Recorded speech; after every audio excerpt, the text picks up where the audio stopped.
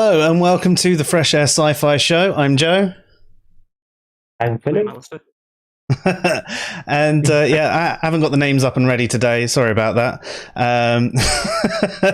Hangover from last Tuesday, where we had that frustrating start where the audio just went wrong for 12 minutes. So hopefully it's all sounding okay to everyone out there. Please can someone let us know in the chat that we're coming through okay. Hopefully we are. But guys, how are you doing? Oh, I'm well. I'm excited for the topic tonight. It's been a while since I wanted to talk about this for a good while, and now things are starting to come together, and I think it's the perfect sort of opportunity to talk about this. Yeah, I remember you actually saying when you first saw the Daniel Ray video, just going, I want to do a response. I have to do one. And I was like, okay, well, let's put something in. And then obviously things developed for you guys, didn't they? Do you want to tell us a little bit about what happened? Want me to take this? Basically, Real Atheology asked us to do like a piece, like responding to Daniel's video, and because it was like really bad in our opinion, so we've been working on that for like it's been like 2.5 weeks now. Yeah, I think just writing it up. It's been a long process, just wrapping up now soon. Yeah, awesome. It's a big chunky article as well, so there's a lot of stuff in there, and it's in the final stages, let's say, of production. So is there anything more that either of you are doing on it, or are you just waiting for them to do their final edits and press go live? So we're still discussing. Go ahead. We're just like adding references and discussing like stuff to add still. So I don't know exactly when it'll be out. It'll be out maybe in a week, maybe. We'll see. Yeah, I expect it to be out next week. So at some point next week. Yeah, referencing can be a bit of a pain, especially if you're doing it properly. Yeah, I mean, we have there's very few things that still need to be added. It's mostly just figuring out what exactly we want to put in as references and where to point people to learn more about stuff. But the overall structure and content is pretty much, I think, pretty close to final at this point. Oh, awesome. I look forward to it. I'm sure it'd be, from the sounds of it, an article that's probably going to take me about a week to read. So, obviously, we should probably pull things back a little bit and just actually say what we're discussing. So, in short, it's the hiddenness argument. So, would one of you like to give us, right, and this might be a challenge, but the Twitter version, the single tweet version of what that is? It's like very okay. So they're very the shortest version, I guess, of the hiddenness argument would simply be like a modus tollens for nature, like with two premises, right? So so if God exists, there are no non-resistant non-believers, right? But there are non-resistant non-believers that would be premised true, and therefore God doesn't exist. This is the simplest version of the hiddenness argument. But of course, there are many other variations, and I'm sure we're going to discuss them in depth, and they're both like deductive and inductive and many other ways that you can formulate this thought. At the basics of it are essentially, can we use or is the existence of people who do not believe in God and seem to be, or do so while being non-resistant, right? Which means that they're not actively doing anything in order to resist this idea of God. Is this fact, if it is a fact, can this be used to argue against the existence of God? Would we expect God to make sure that such and such people would not exist And this is what the argument sort of tries to think about. It's important to realize that it's not about all. It's not necessarily about hiddenness in general. It's specifically talking about people who are non-believers and also who are non-resistant, because it's not just about a general fact about non-believers that we're talking about. Like according to Schellenberg, the existence of non-believers is compatible with the existence of God. Yep. But not of a certain type of non-believers, right? Like believers that through no fault of their own, in a way, get to this stage where they stop believing in a God. So could we say that, I mean, the three of us here would count as those non-resistant non-believers in that regard, in the sense that I grew up believing in God, and well, I no longer do, but I would be happy if I found good reason to find, believe in God. I'm not actively going out of my way to operate on confirmation bias and just look at arguments against the existence of God. I'm willing to listen to any argument that's presented to me. Would you say that would count as a non-resistant non-believer in that regard? Yeah, I'd say so. I mean, it's hard to. I mean, for me, it has to involve some sort of conscious, like emotional, like disdain for like the existence of God.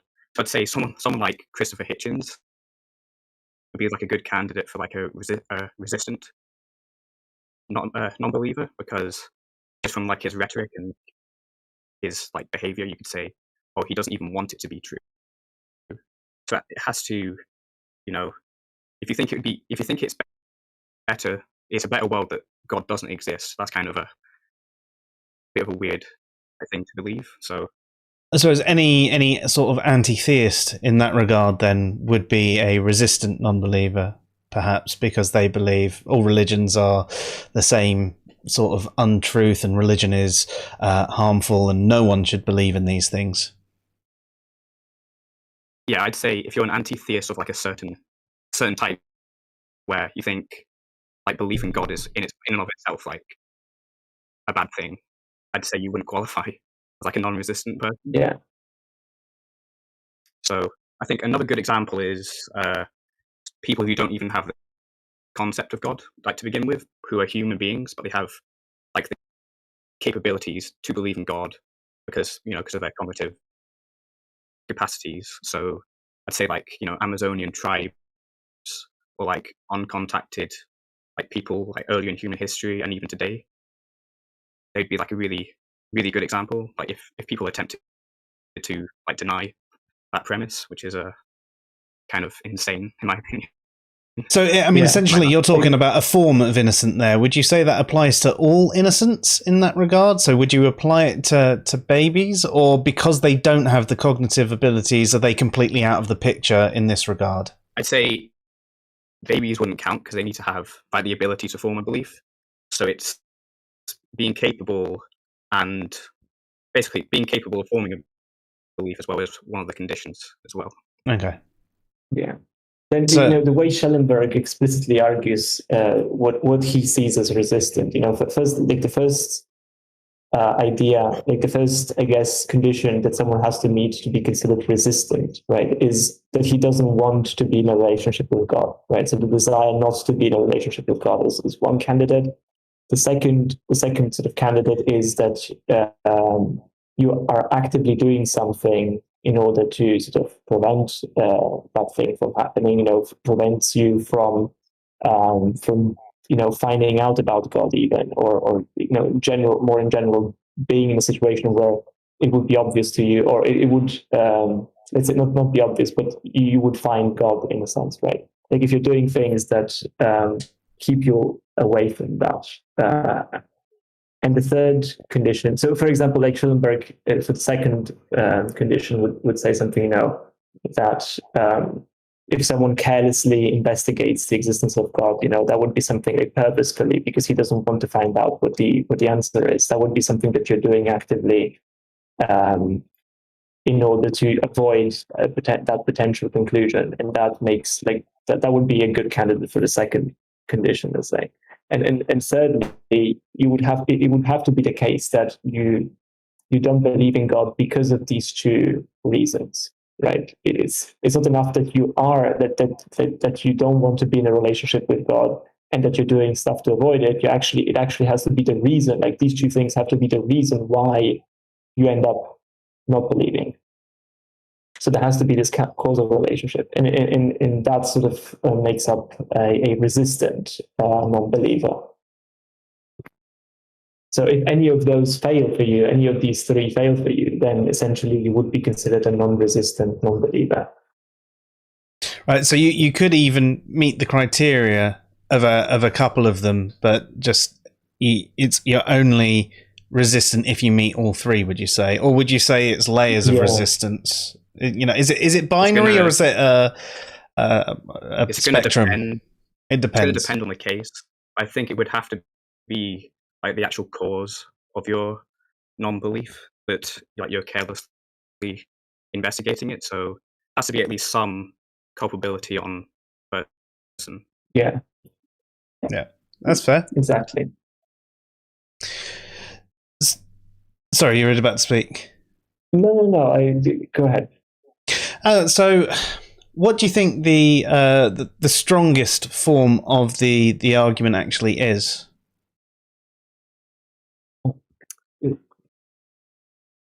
Do you want to go first, Alistair, or? Yes, but let me look up the syllogism because I won't be able to remember it. Yeah. Okay.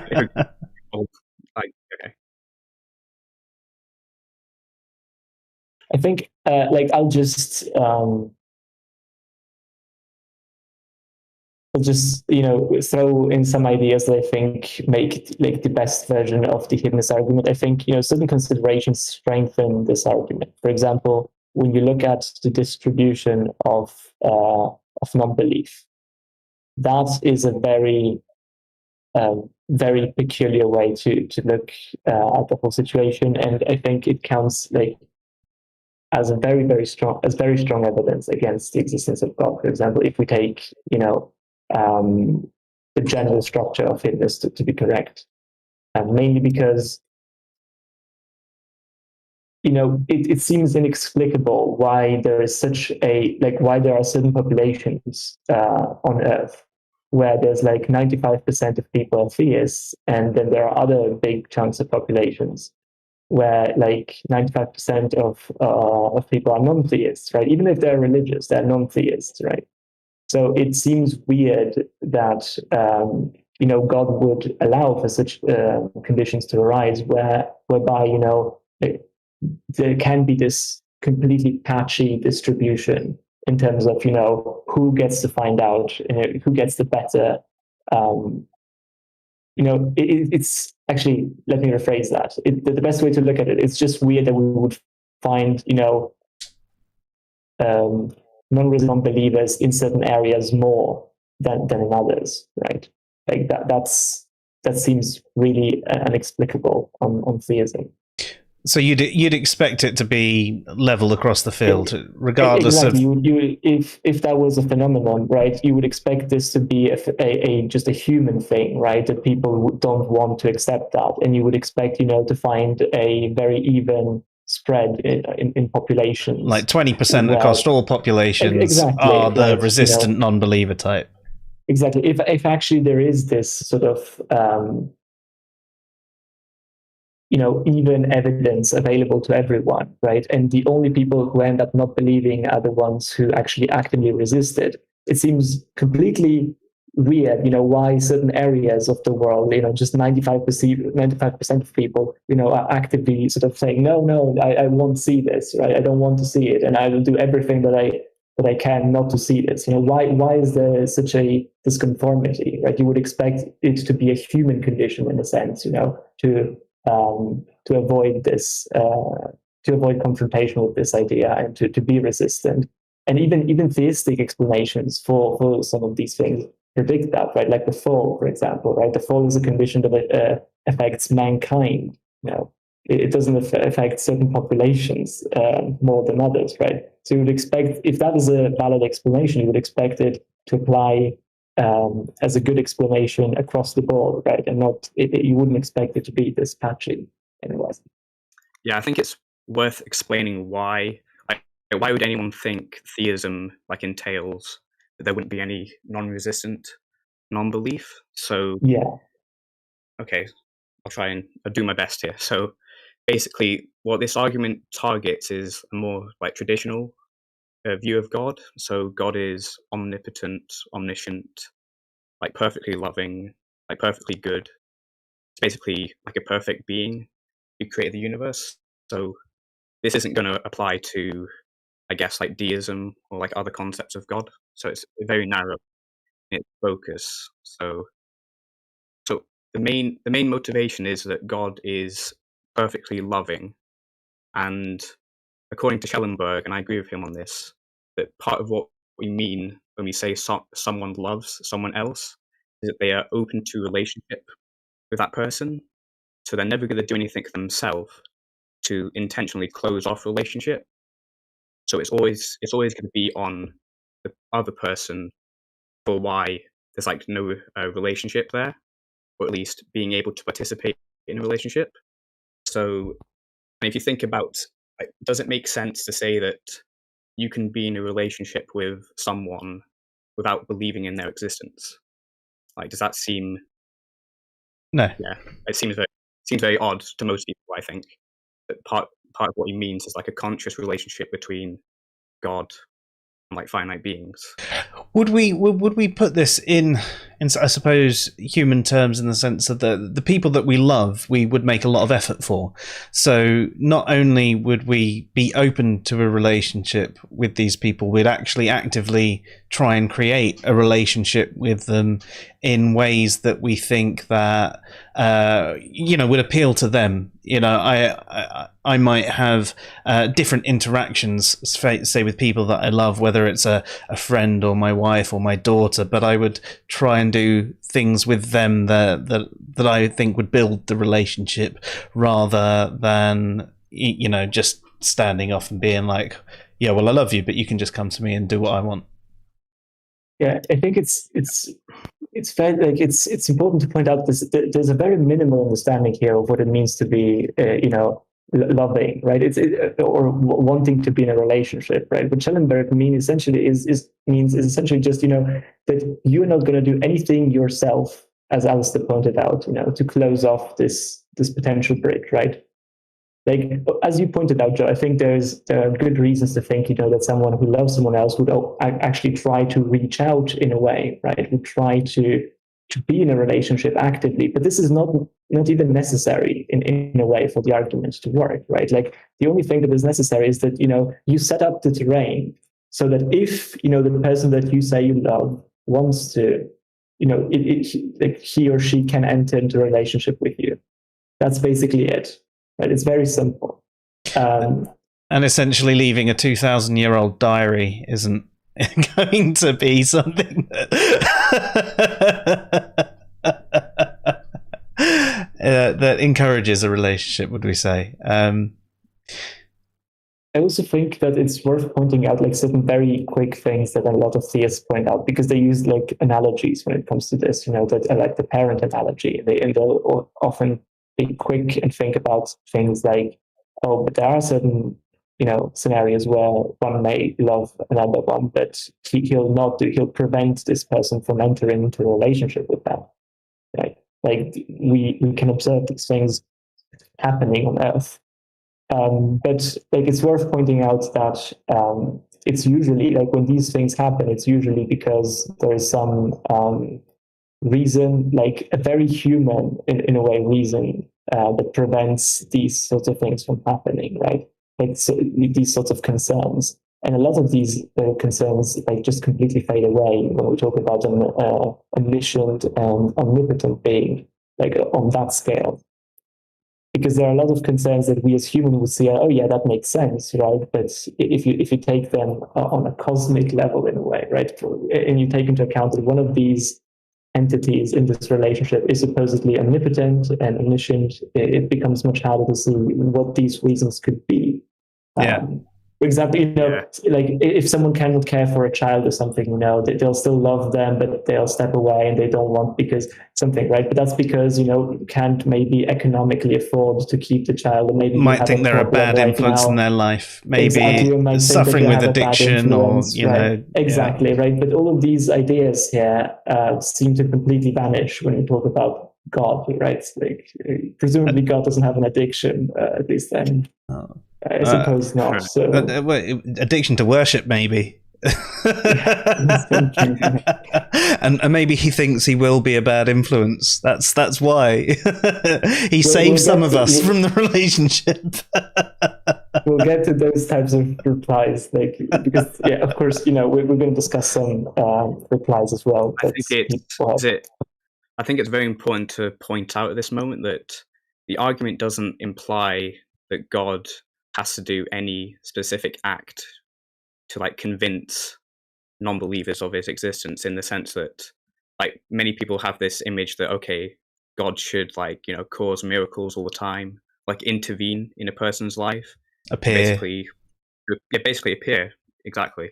And the argument doesn't imply that, in the sense that the argument says that there will be no non-resistant non-believers, so it's never going to be the case where God has to transition from making non-resistant non-believers into non-resistant believers. So it's kind of odd to point. That's like a question-begging response to the argument, because you're already assuming those two things are compatible with each other, which is the argument actually says that they're not. So that's good to point out. Fair. So you were sorry, I interrupted you there. You were continuing to tell us your version of the strongest argument that you thought. I cut you halfway through. We've probably gone too far away from that, haven't we? It's a bit. We've been shuffling things around. Yeah, sorry. I think another consideration apart from distribution, hiddenness conjoined with evil seems to be very, very hard to explain on theism, especially when, people are suffering. I think Draper has versions of this as well. He presented those, I think, even in the debate with William and Craig, right? But there are a lot of people, for example, who suffering and do not believe in God, and, cry out for help and maybe even ask, please God, if you exist or something, right? Can you do something, or can you just comfort me, even if doing something is not an option, right? And it seems really hard to explain why this whole consideration about hiddenness, which is already on its own pretty strong, would be expected on theism. Not even expected, but how do you explain that on theism when there's also evil in suffering in a way, right? And you're suffering at the same time.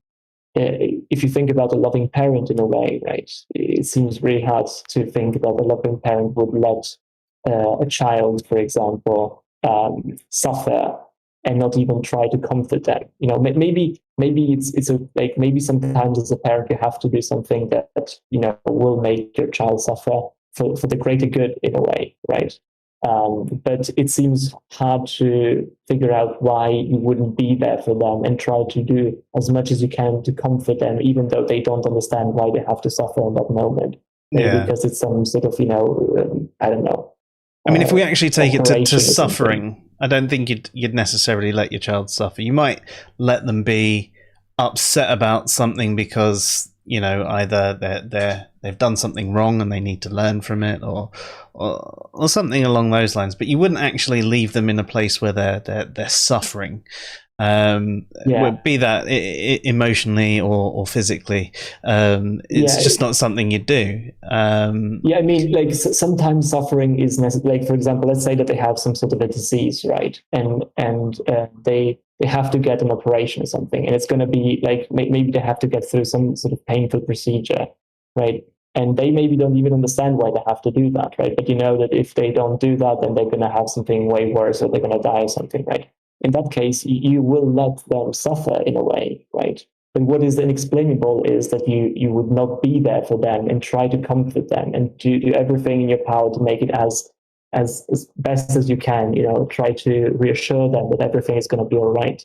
That is and especially they then, imagine you being in the room, right? And they cry out, to you and ask you, please do be here for me, right? Help me or do something for me. Imagine you just standing back and listening to this and not trying to do anything at all, right? Like not even letting them know that you exist in a way, right? Yeah. Just letting them, be desperate on their own.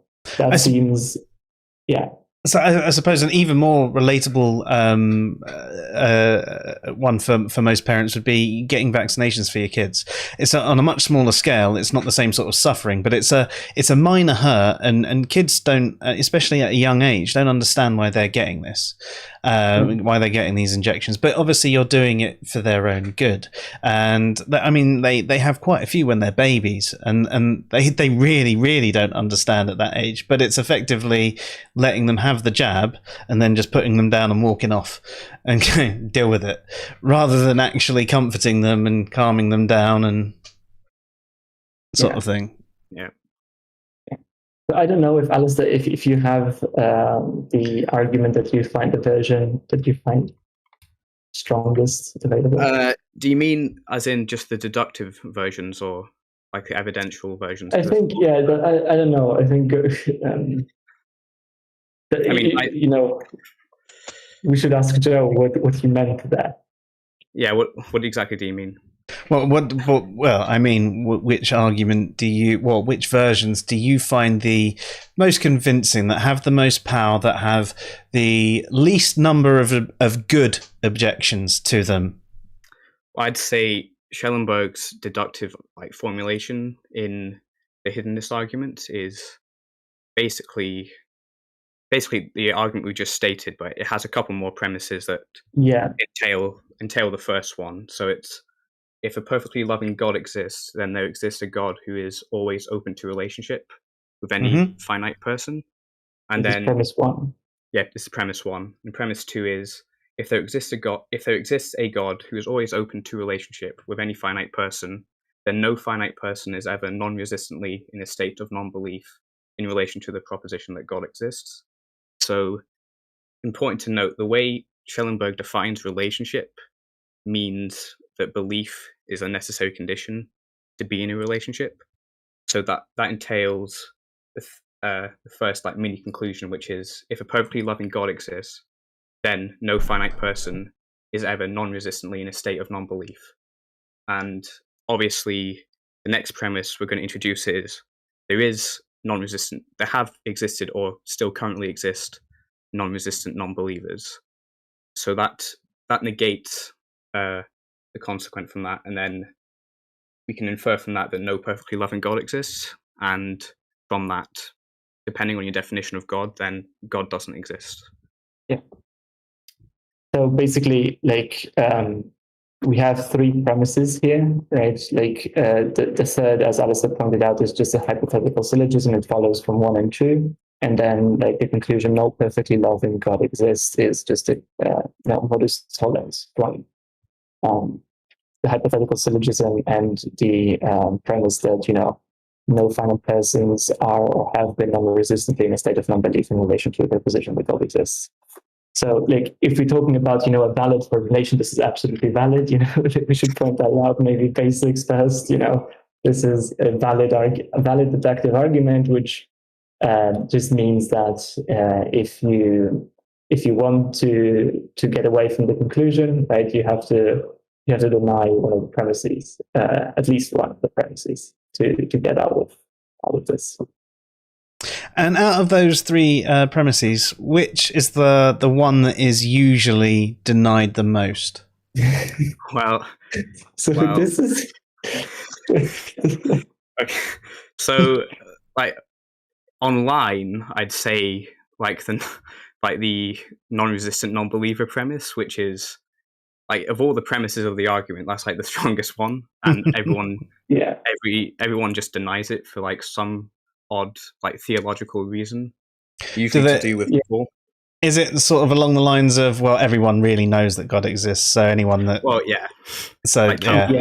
types, right. So, and this is, by the way, also the premise that Daniel Ray decided to attack in his video.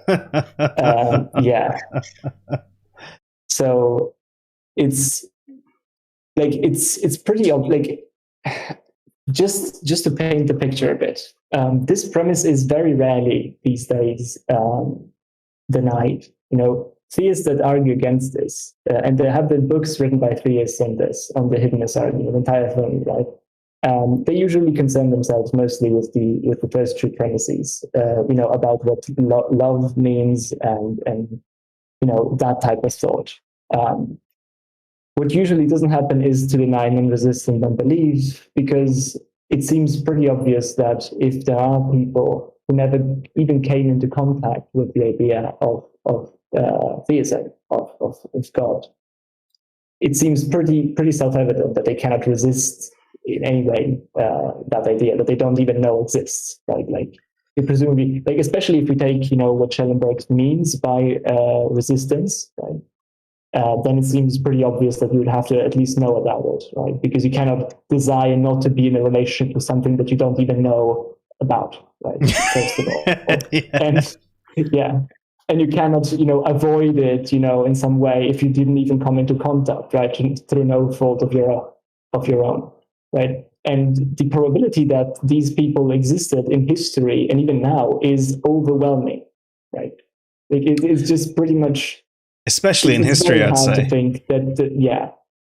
And you have to say every single human being in the history of our planet was resistant, and that was the cause of their non-belief, and that's an indefensible position, in my opinion. Yeah, but you'd have to say, just you really paint the picture here. And the only thing that this premise needs to go through is that one person in the history of existence, right, one single entity actually was non-resistant in the relation to the proposition and didn't believe the proposition.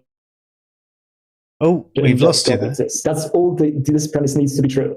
Sorry, can you hear me now? Yeah, I can hear you now. Yeah, you only froze for a second at my end.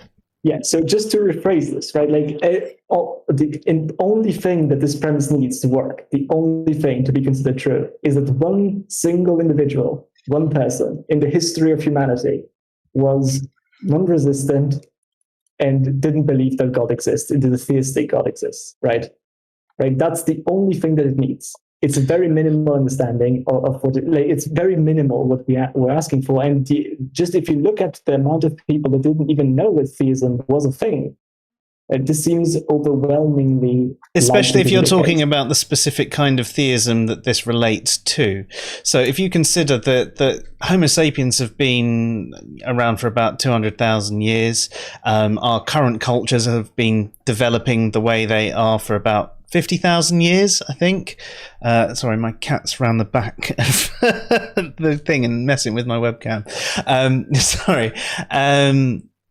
So yeah, current cultures have been developing for about 50,000 years, yet we think that the Torah is about, 6,000 years old, roughly, maybe a bit more, give or take. So if we're talking about this specific type of God, there is a very, very large period where no one had the opportunity to even be resistant, yet would have been a non-believer in this type of God. Yeah, Schellenberg points exactly that out in basically, like, if you read anything he defends, that's his like go-to example, because it makes anyone denying them that the existence of those like seem, well, crazy, to be honest. Like, it's really hard to deny this premise without being just like ignoring evidence, like, on purpose, basically. So there's also, like, even as we know, the research seems to show that the first humans were sort of animists when it comes like a lot of people actually were religious in a sense, right? But they didn't actually have had this very complex understanding of God or a theistic deity, right? So you also had sun worshippers as well. If you believe in animism, right, this isn't, you don't enter into the picture, right? You're still a non-resistant non-believer because you don't believe in God, right?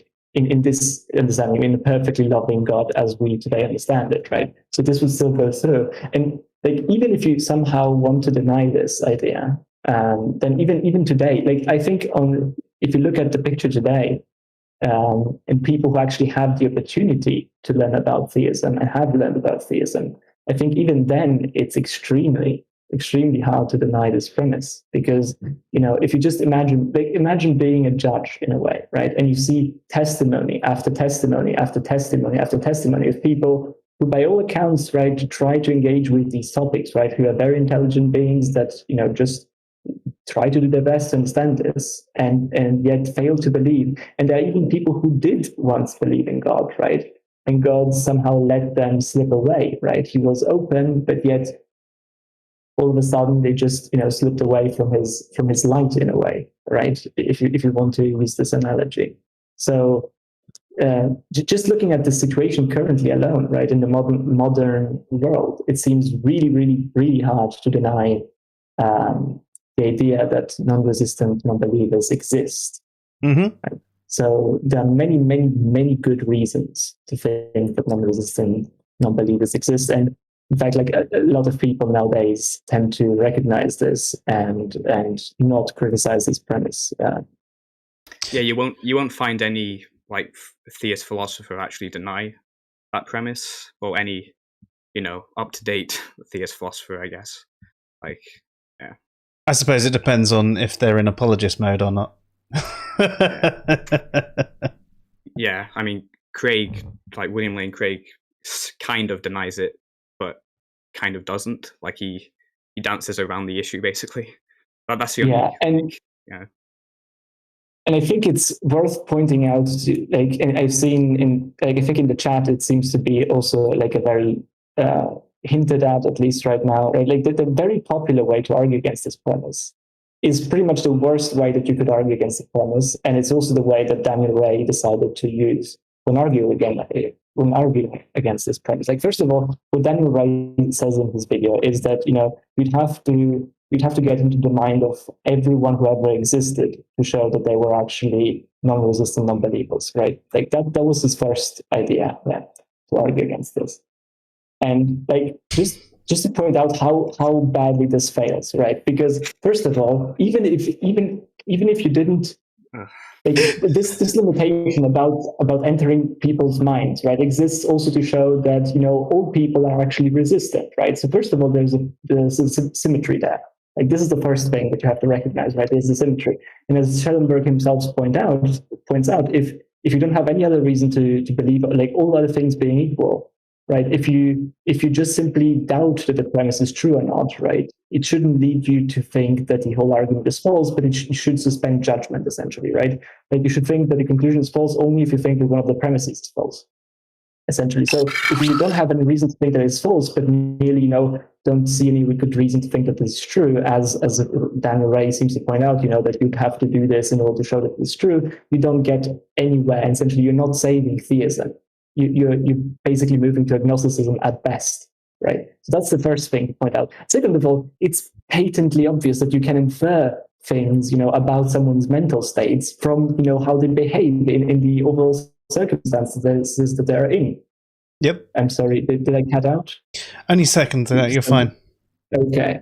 But we do this all the time. Like you could say this about lying, right? If there's someone that just, you see someone, you enter a room and there's someone with a knife in their hand and a body, right? And he says, "Oh, I didn't kill this person," right?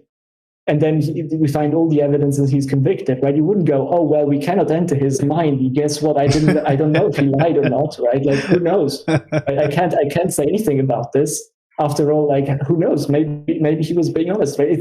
That's not how we usually go about these things, right? You can infer mental content.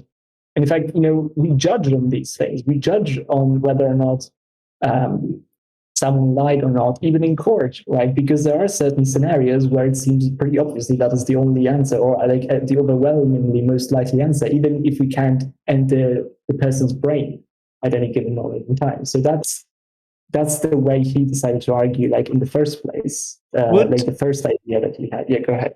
Would another example of a non-resistant non-believer also be someone that was a non-theist or an atheist, whatever label you want to use, and actually over time, through looking into things, became a believer. They were clearly non-resistant because they were a non-believer. They weren't resistant to it, and they actually ended up as a believer. So for a time, they had to have been a non-resistant non-believer.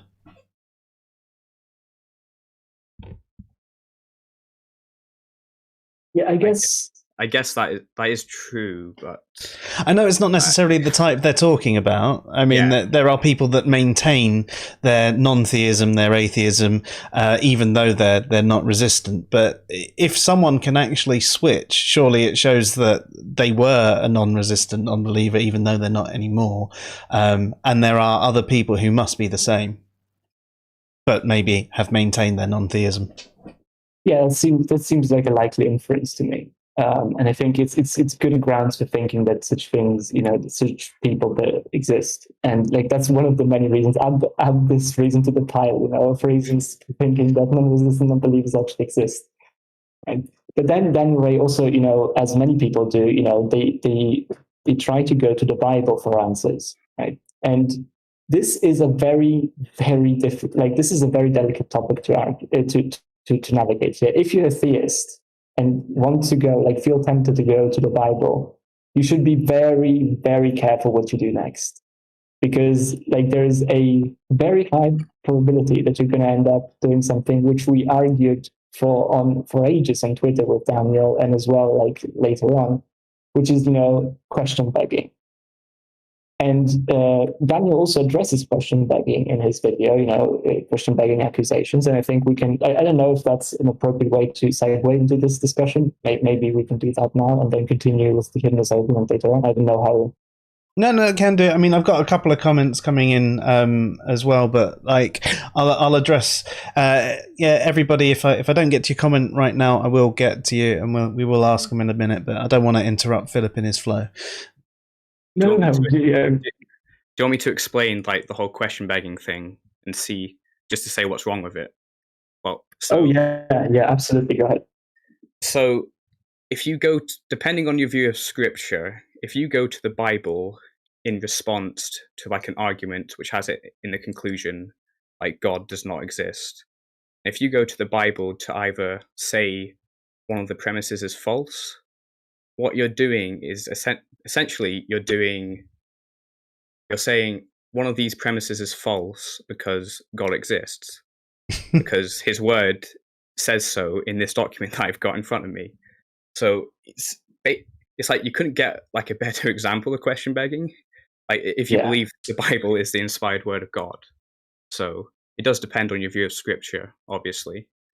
Yeah. So and we should we should address something that Daniel says really early on, which is that question begging is when you get I think the way he seems to explain what question begging is in his video, he says something if you get into an argument, that the position of neutrality is impossible, and that if you get into an argument by already believing, that God exists or that God doesn't exist, you would, you shouldn't do that or something, right? That's wrong. That's how he explains question begging, but that's not what question begging is, right? The problem is not if you get into an argument about the existence. Can you hear me, or have I cut out? No, because sometimes you freeze up. The problem is not if you get into an argument, if you start talking about the existence of God and you already believe that God exists or that God doesn't exist, right? You feel free to do that, right? That's perfectly fine, and you're not question begging merely by believing already in the truth or the falsity of the conclusion. That's not the problem. The problem is if, as Alistair explained, you start to argue against, the falsity of the conclusion, which would be the same in this case as arguing for the truth of theism, right? Because saying that God doesn't exist is false is the same thing as saying God exists is true, right? Yeah. So essentially, you're arguing for your conclusion that theism is true by saying essentially, right, this reason for thinking that it is false because the Bible says so, or something like that, right? And if you look at this, well, why? Then you do the next step, right? Why should I care what the Bible says? Why should it matter what the Bible says? And the only answer usually is that because this is divinely inspired, right, by God. But then it is obvious that the only reason we have here for thinking that is a good objection is if we already assume that God exists and inspired the Bible. So it is completely circular. right? That's the problem here, because like the only reason why I should accept, why that should be convincing to me in any capacity, is if I already think that the conclusion of my argument is false. But at this case, like you can also see it from a perspective of just, forget the whole thing about, being fallacious or not. Just see it as like, how effective is this strategy? Because if you're trying to convince someone, that your conclusion is true, and the reason that you provide is that your conclusion is true, or entails that you have to believe that your conclusion is true in order to convince them, then that seems self-evidently a completely useless strategy. And this is why also, like, I think today Daniel again tweeted, that there's nothing wrong with using the Bible to counter skeptic arguments and objections. And that it's somehow, but there is something troubling about skeptics don't accept the Bible, therefore I'm not going to quote from it idea, especially given it's 55:8/11. I think it's. So, do you think, oh, sorry. Go ahead. I think it's important to note that, like, in and of itself, like finding an objection in the Bible isn't necessarily a bad thing to do. That's what it. Yeah. So as long as you have independent reasons that basically allow you to put the objection forward in and of itself, then it's fine. But at that point, pointing out it's in the Bible it's going to be absolutely irrelevant to the strength of the objection. So I think that's important. So say for example, like a great example would be if you read the Bible and you find an idea there that gives this is a good idea on how God could permit or be all loving while still avoiding the first premise of the argument, right? And then you point it out because you say, I think God, love could also mean this thing, right? As it's written in the Bible here, right? This could also be what love means or something like that. Right. This is fine. Right. It's not just merely when you open the mouth, the Bible, that question begging occurs. The problem is if the only reason why you should think that something is true is because of the fact that it's written in the Bible. That's when the problem occurs, and that's like a textbook example. Because if you quote a passage from the Bible that says, God, like God says that there are no non-resistant non-believers, essentially, that everyone knows in their heart that God exists, why should I think that that is true? And if the only reason you have is because this is the divine word, right? Then you're question begging, and that's like the problem. And that's what Daniel, then went on to argue that let's look at what the Bible has to say, and these are the things that the Bible has to say. But of course, there are only good reasons. If you think that the Bible is true, and if you think that the Bible is true, you already think that God exists. So it's completely useless to the conversation, essentially. Yeah, no, I see what you mean there. So essentially, what you're saying is to avoid that, you can sort of use the Bible and then say, and it's also verified if we look here, and therefore you've got multiple sources, and then as you mentioned, it really doesn't matter whether it's in the Bible or not because it's in other sources. And to be fair, the other sources are what the non-believer is more likely to be convinced by than specifically the Bible. And if your only source is the Bible because the Bible is true because it says so in the Bible, sort of going round and round and round, and therefore this premise is false because this is true, is the only sense of reasoning. It's not really particularly strong. It's also important to point out, if you watch Daniel's video, he actually accuses Schellenberg's argument of question begging as well, which is really funny because it basically reveals that he doesn't know what question begging is. So like none of the premises in the argument like entail the conclusion by itself. So it's not question begging. Like you can reject one of the premises, it's fine, but don't do like really like dumb objections that don't make any sense, basically. I think that's a big problem with people in general, not just theists or atheists. Like people in general don't really understand fallacies. I mean, how many times do we hear some of our fellow atheists talk about the Kalam and say, "Oh, it's special pleading," and you're just like, "Okay, well, explain it to me how." Okay, well, you haven't described special pleading there, so. So I think people should actually stop naming fallacies when they're having these discussions, because people get them wrong so often, and actually go, the problem with this argument is da da da da da da da. And if someone wants to come in and go, oh, you know what you've just listed there, that's called this particular fallacy, fine, you know what, but actually have the conversation and just discuss the specific problem and why it's a problem. But yeah, sorry. little segue.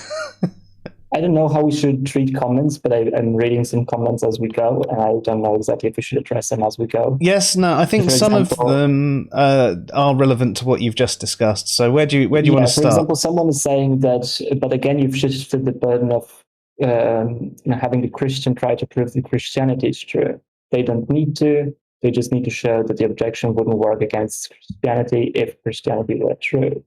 So first of all, that is only kind of true, right? Like we're talking about two different things here, right? First of all, in a discussion about God, right, a Christian should absolutely, actually, a Christian has a burden of proof to show that, if it's a symmetrical dialogue, that God exists. But like, set that aside, right? We're talking about the premise, right? And when we're talking and discussing a premise, the atheist here should try to explain, why the premise is likely true. And the Christian, in this case, should explain why the premise is false, right? This is the dynamic here. And we're talking about a single premise. So if the only reason why you would say that the premise is false is because Christianity is true, then you're question begging, right? It doesn't matter what else, because you're saying that one of the premises in the argument is false, and in justifying it, like justifying this reason why you're saying that this premise is false by saying that your conclusion is already true, but that's what is being examined, right? Like this is circular, essentially. So what you would need to do is to find a reason to reject that premise, to say that that premise is false, that doesn't depend on your worldview or Christianity being true. And the same is true for the atheist, by the way, right? No thing that we are using here to justify the truth of that premise should already entail or should be based on the idea that God doesn't exist, right? So, for example, when talking about non-resistant non-believers, we're just observing, the data that we have on the planet, about, the history of mankind, how populations evolved and how different populations used to think, and what we know about their cultures and what we know about their beliefs and what we know about our beliefs today and stuff like that. Right? That's what we talk about, but that's completely independent. Right? We're not assuming that no God exists to argue that. Right? I think we extensively now argued for why that premise is true without implying or trying to get to the idea that God doesn't exist in order to justify this premise. So that's the difference, right? And that's why also Schellenberg doesn't question back, right? Because none of the premises, are based. Schellenberg doesn't go like, oh, this premise is true because God doesn't exist, right? Essentially, you can't say that for any of the premises, right? He justifies this through thinking about the nature of love, for example, what it means to be loving and stuff like that. What we have learned from what it means to be loving. Or, just looking at the data we have on belief and distribution and stuff like that. None of this implies that, by itself, or is supported by the idea that God doesn't exist. So that's the difference, yeah. Yeah, that makes sense. I mean, a lot of the chat that's going on is talking about this as well. I mean, OP mentions, how it's assuming the conclusion God has revealed himself because the Bible says he has, and that's why it's question begging. And so it's just going through that one, trying to have a look further up the chat. Steen actually had a good point about the suffering, so I figure we'll just, whilst we're doing a few comments, I'll go back and address it. So he says, regarding just watching children suffering, look into sleep training. It's brutal and quite a thing in Scandi a while back, and that is another thing that is quite difficult. There are different ways you can try and get your child to sleep, but when you're getting to that bit where you're moving them into their bed, they get really upset because they want to get out, they want to keep playing, they've got the whole fear of missing out thing, they just want to be with you, but they need the routine because it's actually better for them. So that's another good example of upsetting and causing suffering where you don't necessarily want to, but again, that's something that a human has to. The free thinker also says both premises seem plausibly false. So I assume that's not addressing the non-resistant non-believer, but the other two premises. So if you did want to give your justifications for why you think those two premises are plausibly false, feel free. We'll catch up with that. I've had to mute Wesley for 5 minutes, and I might have to block. We don't need the spam caps. We're happy to have a conversation, but we don't really need someone preaching constantly. Sorry about that. Kimo says Firenism comes in handy at moments like this. I'm sure it does. It's a bit extreme. So Freethinker thinks it's not question begging to appeal to biblical Christianity as a rejoinder to the hiddenness objection. Well, I mean that's the exact point that it is. I mean, if your entire thing is I'm rejecting the premises because it's true in the Bible and therefore it's true, that's the whole thing that we've been discussing. You would have to have other things that sort of comported with it, that you could actually say that it wasn't just it's true because it says so in the Bible, therefore your conclusion is false. So yeah, it is question begging. There's a lot of chat about that whole question begging and it not being circular. Well, it's not circular because you don't need to accept that the Bible is true, merely that the concept of God and the world is different than the concepts in the objection. Wait a minute, this is another thing, right? This is completely different from what we were talking about, right? Yeah. What we were talking about is that if you reject the premise that, non-resistant non-believers do not exist, if you think that that is false, and the reason why you say that that is false is because you say that the Bible says that there are no non-resistant non-believers, right? That is question begging, because the only reason why we should accept that the Bible, whatever the Bible says, is relevant here is if God already exists and that already entails the conclusion, right? So that is absolutely question begging.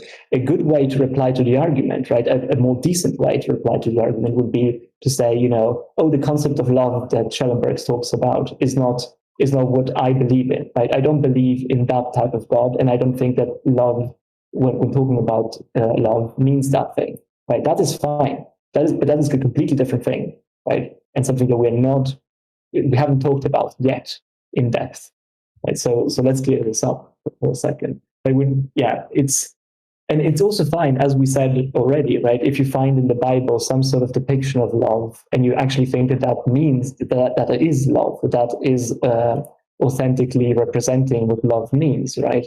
If you find a depiction that you think makes sense, and you can for it, and the Bible, that's fine, right? That's not question begging, as long as you can support.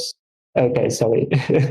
My internet today is, for some reason, really bad. It's your turn to have the stackers. Do you want me to explain? Do you want me to explain good objections to the argument? So, should we go there already, or should we? I don't know. We can do. I mean, we can quickly explore this one first if you want, and then move on to that. Okay, so as in the good objections to the argument. Okay, so most people would dispute the first premise, that basically perfect love implies openness to relationship at all times, essentially. So the main reason someone can contest this is they may think God might have some overriding reason that he has, which means he would want to be closed off to relationship to someone for at least some time. That's all that needs to be asserted in order for the premise to be false. It's not always open. So the way people do this is they say, okay, if there were no non-resistant non-believers, then certain goods that we all think are valuable would be completely lost. So because God is also perfectly good as well as perfectly loving, we'd also want to maximize the amount of good that's in the world. So I think one example which is given is that if there are no non-resistant non-believers, then there wouldn't be as much responsibility for communities to basically spread the word about God and, you know, convince others of God's existence, and like the intellectual honesty and like activity which goes on from like debating God's existence is like a really good thing.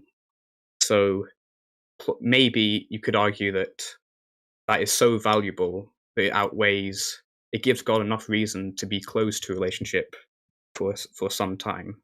But that's the sophisticated way to respond to the argument that you'd find in the literature. Would an objection to that be that whilst that side is good, obviously you have the other side of people dealing with non-believers in the way of the Crusades, for example, which isn't the intellectual way of dealing with it. They're not having the debates. They're not having the discussions. They're just saying, if you don't believe, I'll kill you. And you know, the witch hunts and all of that sort of stuff that you might find. These are people that, you know, they're non-resistant in that sense, but for whatever reason, they don't believe, and therefore, you know, they are being wiped out. Do you want to respond? I don't. I'm not sure what to make of that response, to be honest. So. I think it's actually like, I don't think it's a bad way to think about this if you want to counter specific types of these suggestions, right? Because you could say, oh well, you know, there are a lot of goods that are actualized if you let, you know, people be non-resistantly non-believing, right? In a way, right? But you could also say, well, there are a lot of bad things as well that come from that in a way.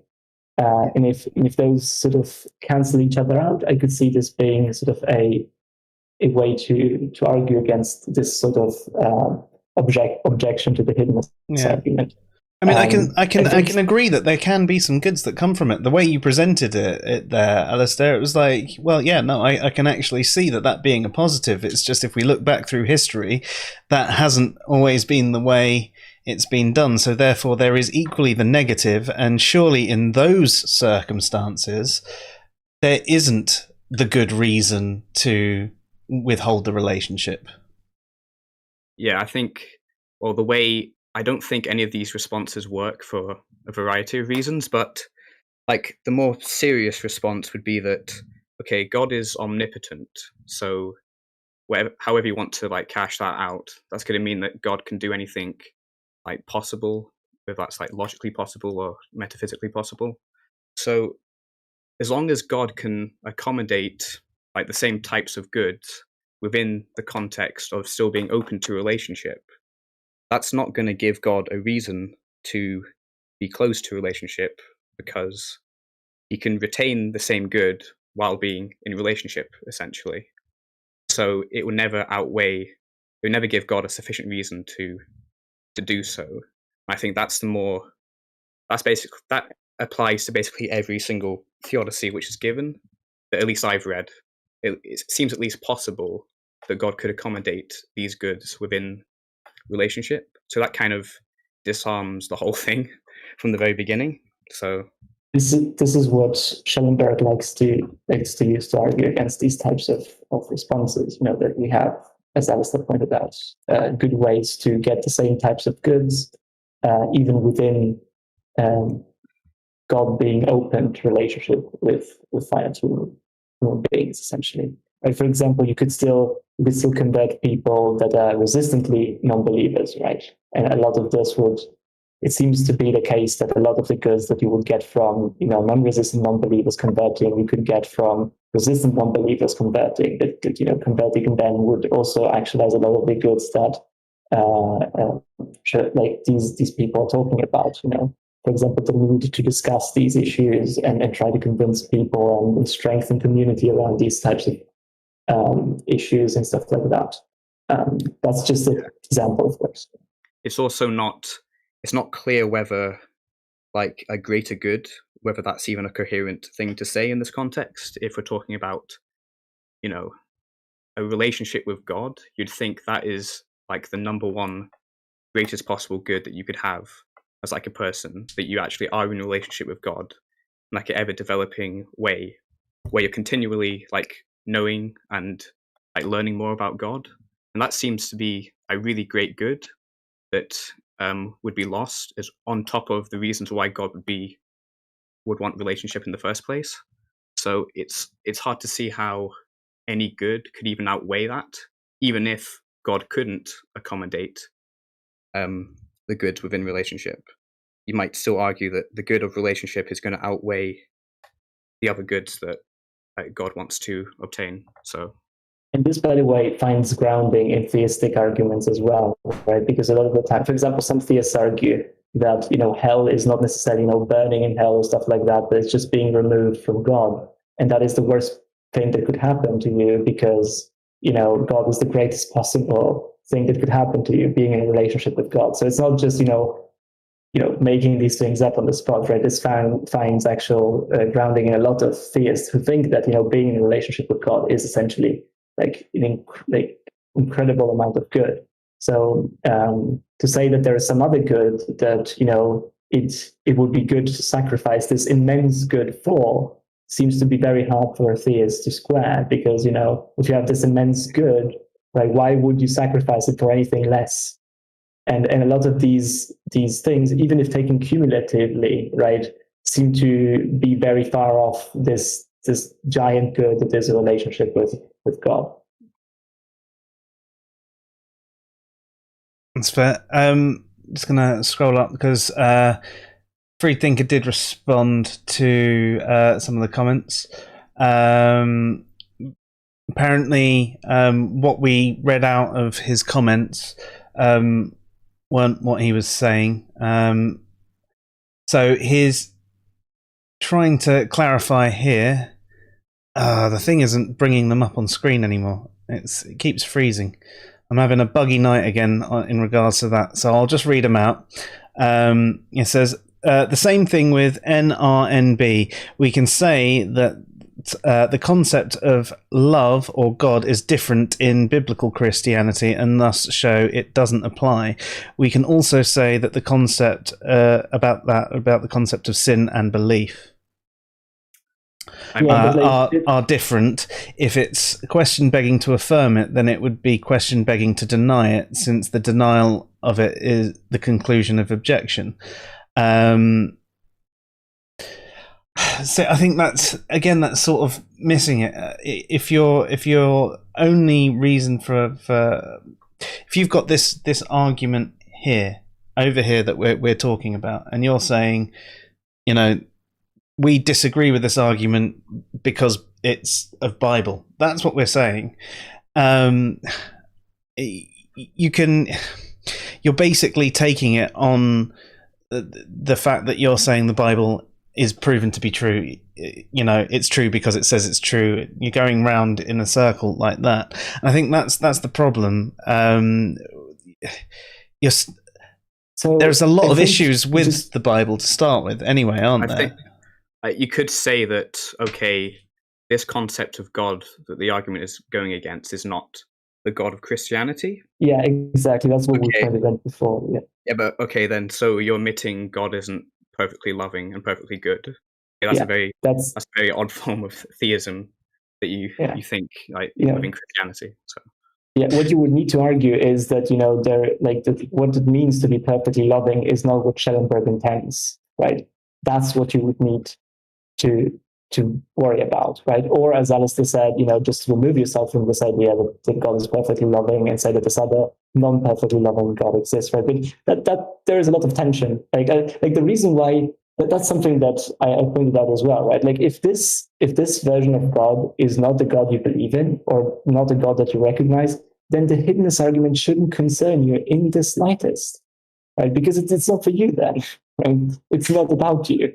If that's not something that you believe in or that you think exists, then no big deal, right? You just ignore the argument. It's not for you, right? But the reason why the argument is being discussed so much, especially recently, is because a lot of theists believe in this sort of God, right? They recognize in what Schellenberg describes, what they believe in.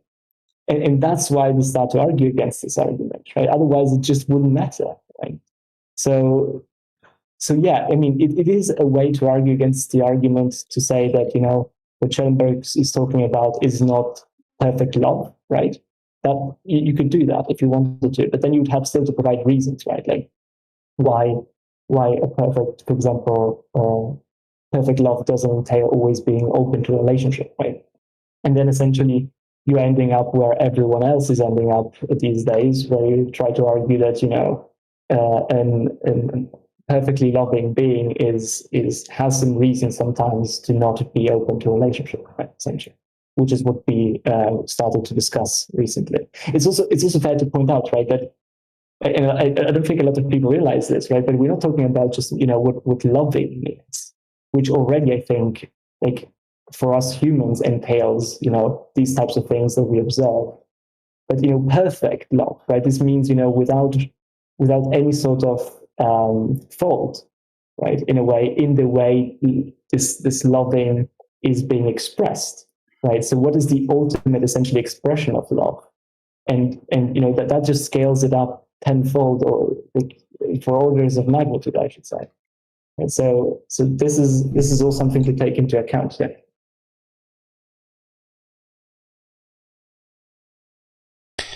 I also think that just because this was did you want to? No, go for it. I was just dealing with the chat. Carry on. So there was this comment brought up, and I just want to make sure that I address it today, which is that a lot of people tend to think about hiddenness. Apparently, a lot of people reply to hiddenness that it is sort of like a loyalty test for genuine obedience or something like that. At least this is a comment that I got today when announcing that we were doing this stream. And first of all, because the idea here is essentially that in order to check if someone is actually loyal to someone, you would have to be not present, because if you are present, it's hard to figure out if they're doing it just because you're there, or if they're actually loyal. I guess that's the way that I sort of figured this out. I don't know, Alistair, if you have a different way to think about this. That's like a weird objection to me, because if you're loyal to someone, that's already kind of presupposing that you believe that they exist, at least to some extent. Like, does it make sense to say that I'm loyal to this person, but this person I don't even believe exists, and I don't even have the concept of it, even if we're talking about isolated non-theists? So it's like it seems like I'm not sure what premise it's supposed to target. I don't know exactly what the premise is. Yeah, I didn't understand that either, but I guess the idea here would be that God would permit or would sometimes be closed. I guess that's the premise that it would target, right? God would sometimes be closed to a relationship in order to test if these persons are loyal to him outside of them knowing that he exists or believing that he exists or something like that, right? Because in that way he'll make sure that, I don't know, that they are genuine in their beliefs or something. I think it goes back to certain ideas that some theists have pointed out, that if you want to test for ethical, but if you want to make sure that people are doing genuine ethical things, right, and moral things, then being there as a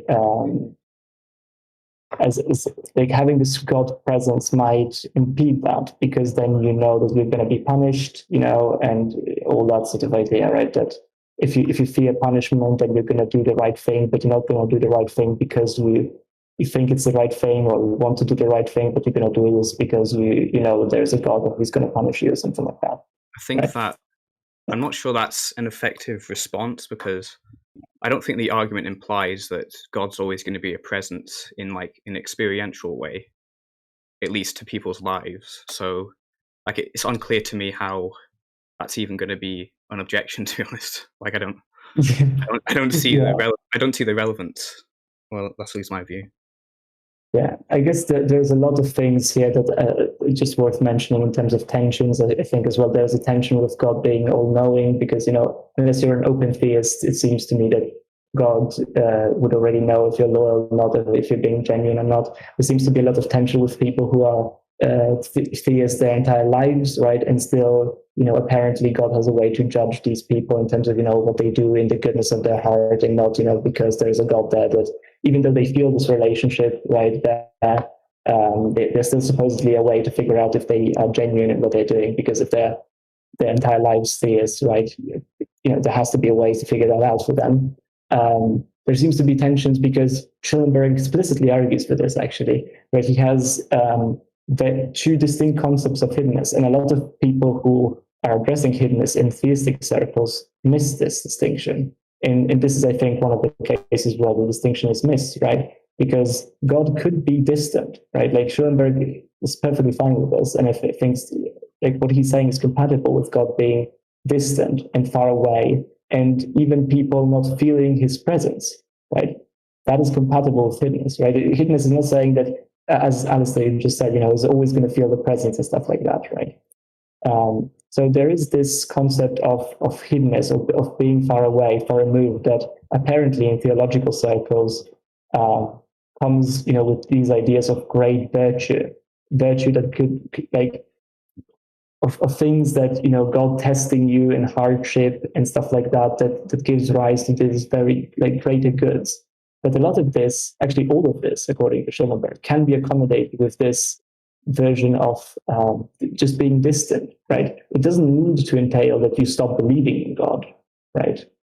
All it needs to be that you don't feel God's presence in a way for it to go through and for all these goods to be realized. So, like, the hiddenness argument is perfectly compatible, as I would to say, with people, you know, not feeling God for a while, for example, or being tested and having all these sort of theological concerns about spiritual ideas about, you know, testing your faith and stuff like that. That's perfectly fine if you feel God distant, right? There's a completely different concern there when it comes to hiddenness, in the sense of, you know, stopping to believe in a God or not believing in a God and doing so non-resistantly, right? That's a completely different level. Like a perhaps poor analogy, but just to illustrate this in simple terms, right? You know, for example, if you want to test if someone is loyal to you, right? You don't need for them to stop believing that you exist in a sense, right? All you need to do is remove yourself for a second and then see what they would do, essentially, without them knowing that you're there in a sense, right? But even then, you know, there are other tensions with the general way the theistic setup is usually constructed, right? Where, you know, some people say that, well, people would do good just because God is there and they know that God exists, and then, you know, that they're going to be punished if they don't do good, right? But that seems to be an issue in the way God set up things in the first place, right? Like, I think that's pretty reasonable to, like, if you set up the idea of, let's say, the traditional hell, right, where you're going to be tortured forever in a sense, right? Then that seems to be a problem on your part, that you set up the system where everyone is going to be terrified and obviously going to do the right thing primarily because they fear that they're going to end up there. Right? So there are tensions there as well. Right? There are a lot of ways to reply to this. So I was kind of surprised to see this brought up as something that is not commonly addressed, when in fact it is addressed and is talked about, and it has been for quite some time. Yeah, it's really hard for me to not go into a conversation about morality when you're talking about that, because you know how I have a problem with something that's purely consequentialist and people doing things to avoid punishment or doing things purely for reward. Steen made a point that basically you made as well, but I figured I'd repeat it. It's to test if people are truly law-abiding, removing the law and seeing if they still act accordingly. So, making sure that they still do the good things, even if there is no punishment or reward for doing those things. It's unclear to me whether we mentioned loyalty here.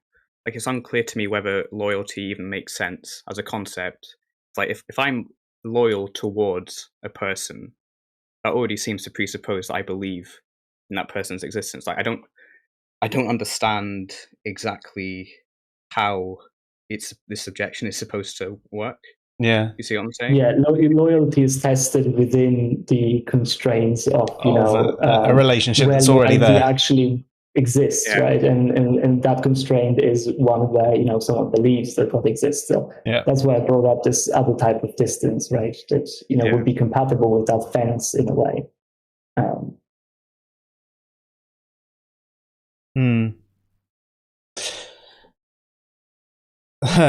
OP has a question though. Are they abiding the law if there is no law?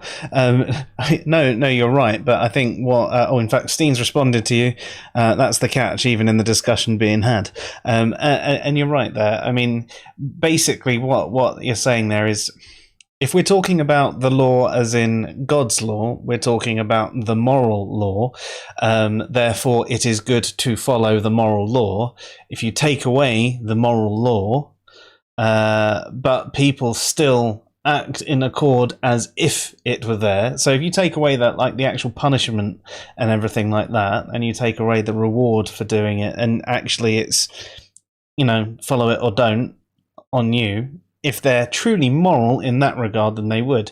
In the same way that I would actually see morality in itself, like from a secular point of view, and obviously not God's morality, but that's the way I would see it, like the trolley cart problem, right? Not the typical trolley problem, but there is no law and no real requirement for you to return your trolley once you have done your shopping, right? You can be at your car, load in your bags, and just drive off and think, fuck you, leave it there. Someone will come around and collect it. But in that sense, right, there are these different trolley bays and you can return it, and there are reasons why it's good to do it. It reduces the risk of the wind blowing the trolley into someone else's car and causing damage. It reduces the additional work for a minimum wage employee who already has enough to deal with, let alone you being, leaving your stuff everywhere that they have to go around and collect. And it's generally just being a decent human being. So that is something that is good to do, even though there is no actual rule in place. But because there is no rule in place, there are people that don't do it. And I think we saw this happen with Corona as well. There was no actual laws or punishments actually being enforced for a really long time, so people just went, well, if I'm not going to get punished, or if I feel I can get away with it, I'm not going to listen, and I'm just going to do my own thing. I'm not wearing a mask, I'm going to still publicly gather, and so on and so forth, because they're so used to being in a system of consequence that they don't actually think about what the good or right thing is to do. And I know we're going off topic, and I do apologize, but I always do to some extent go off topic, so it's fine. I don't know. I really, really enjoy conversations about morality. So whenever anything comes onto that way, it's like, it's my new version of crack. So, I mean, that's another, as you mentioned, like the loyalty is actually like a terrible one, because that's already assuming that the relationship is there. What's the next one on your list of responses? I mean, I think we generally covered a lot of the responses that get conjured up are in this category of trying to find some good, like theology type responses, right? Like finding a reason why God would not be always open for a relationship with finite human beings, right? And so, like, you can argue that on a lot of grounds. We've seen, for example, ethical reasons. If God is there, you would do that good for God and not because of other reasons, right? There are community aspects, concerns, right? Like, for example, in Bill's community, if there are non-resistant non-believers and then they convert, and people try to convert them, stuff like that. So there are a couple of these types of responses, but I think for a lot of them, you can perfectly accommodate them. It seems very easily in a world where it's still true that God is always open to relationship with finite beings, and you can still have a lot of these goods actualized. Actually, pretty much all of them, as far as I know so far. So these are the types of responses that usually are brought up. But then, like, we can also go like just to the things that Daniel as well mentioned, because they are very creative and unusual in a sense. I'll give them that to some extent, because they're also, I think it's, first of all, right, I want to point this out. I don't want people to go and harass Daniel, right? And like, that's not the point of this video, and that's not the point of the article, that's not the point of anything, right? But there are genuine, like, a lot of objections he brings up. Like, they don't even address the premises, right? But they're like talking points that we hear constantly in popular apologetics, like constantly. And I think those are worth addressing to some extent as well. And that's why also we wrote the piece, because we talk about these types of responses as well that apply to other things as well. For example, like there's this idea, and Daniel brings this up in his video, that you would have to be omniscient in order to say that God doesn't exist, right? Because in order to know that an omniscient being doesn't exist, you'd have to be omniscient, right? So something like that. And right. I mean, like, a lot of theists even have argued against this at this point. And it's so almost like the talking point that atheists like to have, that you can't prove a negative. It's like that version, but in theistic circles, right? Like, so like, we can go briefly into that if we want to. Right. First of all, it seems to be symmetrical, right? If you can't know that an omniscient being doesn't exist, then you probably can't know that an omniscient being does exist, right? For the same types of considerations, which Daniel, by the way, doesn't even spell out. Apparently, he just says that that's the case, that you can't, like, that you would have to be omniscient. But like, so I'm assuming that if he has any reasons, right, those reasons would probably apply both sides. So that's the first type of idea. Second type of idea, of course, is that if you have a valid deductive argument, right, as for classical logic, all you would need to do, and that concludes that God doesn't exist, such as the hiddenness argument, such as countless other arguments that you can make up, right? All you need to know is that the premises are true, right?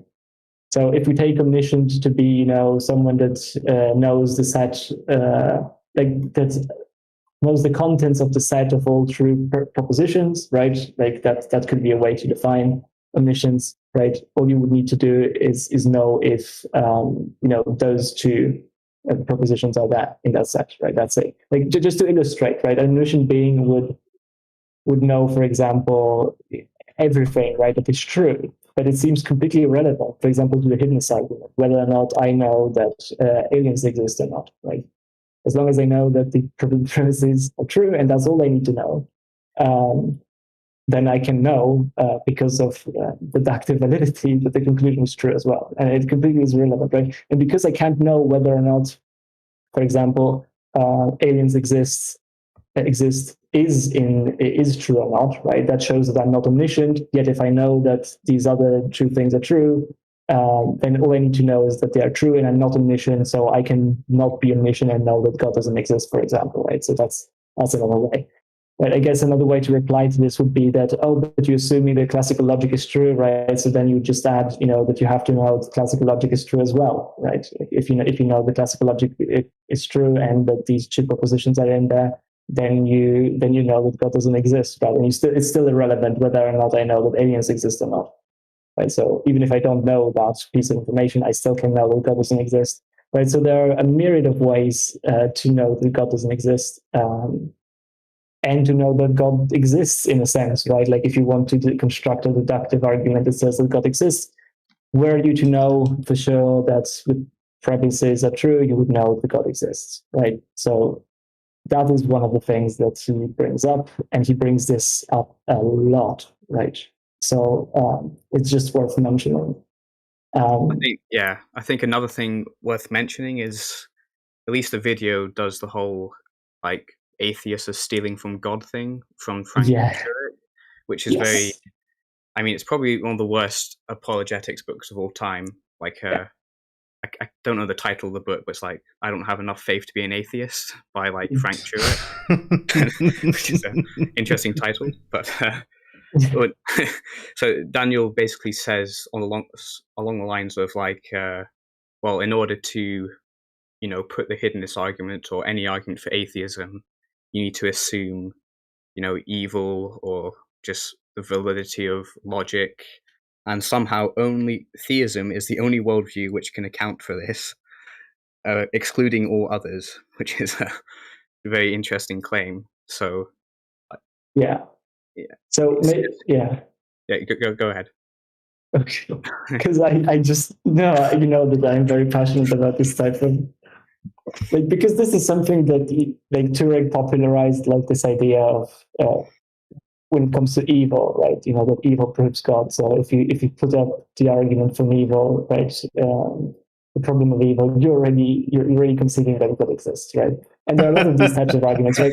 Daniel doesn't address, doesn't put out the idea that evil proves God, but he says, that if you say that I'm fallacious or something like that, right, that already means that God exists, because how you're gonna how you argue logical without God. Like, this is sort of getting very very close to presuppositionals and this stuff, right? Precept stuff. So I mean, that is the way he talks about it, and he explicitly says that Turek points this out, that you're borrowing from God if you're saying something like that. Okay, so first of all, let's go to the original from evil, right, and see where that problem is. And I like, popular apologetics would be so much better if this very popular reply just got completely erased from existence, because it's such a bad reply, right? Like, in anyone that just touches a book on the problem of evil, right, will understand this. So the reason why this is a bad reply is because it doesn't matter. It's completely irrelevant what the person that presents the argument from evil believes, right? Because the argument from evil is pointing out a potential, at least, inconsistency if the theist is unable to resolve it, right? It's pointing out a potential inconsistency in the way in the worldview of theism, right? What the argument is saying is that theism is incompatible with the observation that there is evil, right? Now the theist might say, oh, but you don't believe that there is evil, right? But that is irrelevant, because the theist believes that there is evil, right? So as long as the theist believes that there is evil, then they have a problem regardless of what the person that is presenting the argument believes, right? The person that is presenting the argument could also believe that it could be a moral nihilist, whatever, right? It doesn't matter. This is an internal critique of theism, right? The problem of evil is an internal critique of theism. So if you, right, like what the problem is saying is essentially is if you hold that evil exists, and that God exists, right, you have a problem. And here's why it is a problem. Right? What I believe doesn't matter as long as you believe that both evil exists and God exists, right? Then you have a problem, essentially. Right? So that is why the objection that, oh, but evil already assumes God, or something like that is pointless, because that's not a way to argue against the problem of evil. And I think we pointed this out even in the William Lane Craig video, because this is such a popular way to argue about this. And in a similar fashion, right, it also applies to logic in a way, right? If someone says, oh, you're being fallacious or something, and you say, oh, but you can't be logical or stuff like that, because I don't know why, because naturalism cannot get you to being logical or something like that, right? Like, apparently that's fake. So even if we take that to be true, right? Like, you believe that logic exists, right? You believe in these types of things. You recognize that these are problems in your logic, right? That presumably, I am assuming, a theist.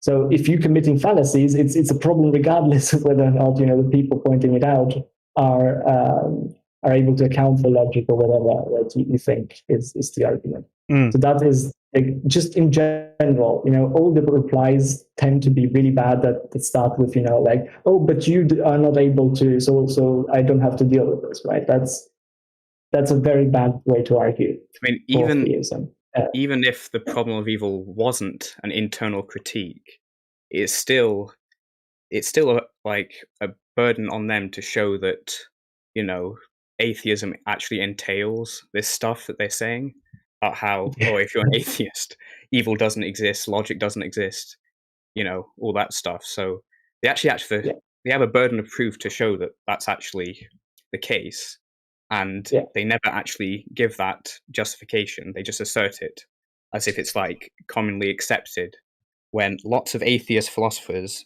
are more realists and believe in these things, essentially. So it's just really infuriating to see that basically it's theism versus basically every other worldview is stupid, wrong, and clearly cannot account for anything. That's like the dichotomy which is set up, which is so annoying. Yeah, either you're a theist or, you know, you can't say that evil exists or something like that, or that logic exists, apparently, right? So that's, it's also, you know, worth pointing out, right, that this is not a trivial thing to do, right? Like there are tons of philosophers, like even that just do ethics, right, that are naturalists and moral realists, right? Yeah. And so you would have to show that all of them are wrong, and not only that, you would also have to show that, you know, because like if you're presenting a moral argument, let's say, right? Because by the way, I don't have as much of a problem with people just presenting the moral argument, right? As long as it's not a response to the problem of evil, right? Like, I think moral arguments are really bad. I do think that, but that is a separate issue to presenting the moral argument as a counter to the problem of evil, so that you don't have to deal with it. Because that's not the way it works, right? Because the problem of evil is a problem, even if your moral argument, if your moral argument goes through and it's certain, then of course you're proving that God exists and that doesn't matter anymore, right? But it's a completely different topic, right? You have to address the problem of evil on your own terms still, right? So, as we said, you know, the moral argument is like very high-level overview, I guess, you know. What would be a good way to formulate it? If morality exists and is objective, then God exists. Morality exists and is objective, then God exists. Something like that. The best way they usually argue for it is, you know, in a modus tollens form, right? If God doesn't exist, then, you know, you can't have moral truths, right? Then there is no objective morality, stuff like that. But there is objective morality, therefore God exists, right? Something like that. But then you have to see that, you know, both premises are incredibly controversial, because both, like, you have to show, like, there are tons of philosophers that are not moral realists, and they still, you know, you have to show that moral realism is true on top of showing that, you know, it's only compatible with theism. Right? So there's like a double, incredibly, this is such a high standard for you to get there, right? There's, because like an atheist might just say, oh, but I don't think, even if you show that, you know, moral theism, an atheist might just say, okay, then I'm not going to be a moral realist or something like that. Right? So you'd have to show that moral realism is wrong as well. So there are just so many things in there that are extremely controversial that it's very hard to get through, in my opinion, with the moral argument. Yeah, it's just the confidence that, like, that's I think that's William Lane Craig's version. Yeah, that's how he formulates it, and it's probably one of the most, like, the single most controversial, like, syllogism ever made in philosophy of religion, like, in terms of each premise and how controversial it is. So, but it's represented in apologetics as this, like, knockdown argument, and you got super high confidence in it. It's definitely sound, like, it's obviously sound, apparently, according to, like, Frank Turek and those types of apologists. So, I mean, it's just, it'd be really nice if there's, like, a lot more nuance and discussion about these things, rather than just, you know, atheism means that you should kill yourself because you don't believe in objective morality or something. Like that. Checkmate atheists. Yeah. If there is one syllogism that would probably be more controversial than that, is the idea that, you know, you cannot be rational if you don't, you know, if God doesn't exist or something like that. I think that would be like a step above that. I think that is even more controversial, and that's actually what Daniel goes with, right? Like, that's what he thinks is the case, right? Like, so I don't know how he likes to argue for this, I know that in philosophy, I think the closest thing that I know of is sort of the Plantingan argument, right? The evolutionary argument against naturalism, which, by the way, this is another thing, right? Like, a lot of theists just assume that all atheists are naturalists, physicalists, full stop, right? Like, if you're an atheist, you have to be a physicalist, apparently, right? And this is especially problematic if you're talking about Schellenberg, right? Because Schellenberg has like an entire section of his work dedicated to this idea that we shouldn't subscribe to naturalism, apparently, right? Like, that's his view, right? He's very careful of naturalism. He doesn't think that we have enough data to subscribe to naturalism, and he thinks, for example, we should reject theism in particular, but he presents a view that is called Ultimism, right, of which theism is a particular version, right? And he thinks, if you reject theism, you reject theism, but Ultimism is still on the table, and it could be like some other version of religious worldview in a way, right? That is not personal in a way, that is not godlike. So he has this, right? And he has entire papers arguing for this. So it's even more hilarious when Daniel Ray, who has read the book where he explains this in depth, right, presents these types of arguments, as if all atheists, then we're just atoms floating around. Like, that's not that. Just no, right? That's not a commitment of atheism. That physicalism is not a commitment for atheism. Although I'll admit, right, that a lot of atheists are physicalists and naturalists, right? And even those two concepts are distinct, right? Naturalism is broader than physicalism. So, but yeah, they just go straight to atoms, and Frank Turek does this a lot as well, right? He'll just say, if atheism is true, then we are all just floating atoms, and why should I believe what my floating atoms are saying in my reactions in the brain and stuff like that? Right? So that's not a commitment of atheism, right? It's not like atheism is true if theism is false. That's it, right? That's the bottom line. And whatever other metaphysics you have that does not include theism is compatible with atheism, right? Like, so this is why this type of reasoning is very problematic. But I'll admit that it might work against people who are physicalists. I don't think it works ultimately, because I think the reasons that it provides are terrible, actually. For example, the evolutionary argument against naturalism, I don't see the appeal of it, honestly. I don't understand why it would be a good argument, because it seems pretty self-evident to me that evolution can explain, has a tendency to produce or encourage true beliefs about things, right? Or has like at least a good percentage of it is truth seeking, right? Because that is an evolutionary advantage of any organism, right? If you can discern what is true more often than not, then you're gonna be better off in terms of survivability, right? And as long as this relationship exists in a positive ratio, right, then it seems to go through without problem, right? You can even admit that there are certain cases where knowing something to like not knowing the truth or even being deceived is advantageous for survival, but as long as the cases where it's more advantageous to survival are like in greater number, then it's still going to go through, right? So like I just don't see the appeal of it, even if we were to grant that we are all physicalists and stuff like that. So yeah. Not to mention there's theists who are physicalists as well. So like someone like Peter van Inwagen, who's a theist philosopher. It's pretty well known, actually, mainly in metaphysics, and he believes in God and all that, and he's a physicalist about the mind, at least about human minds, at least, not about God, obviously.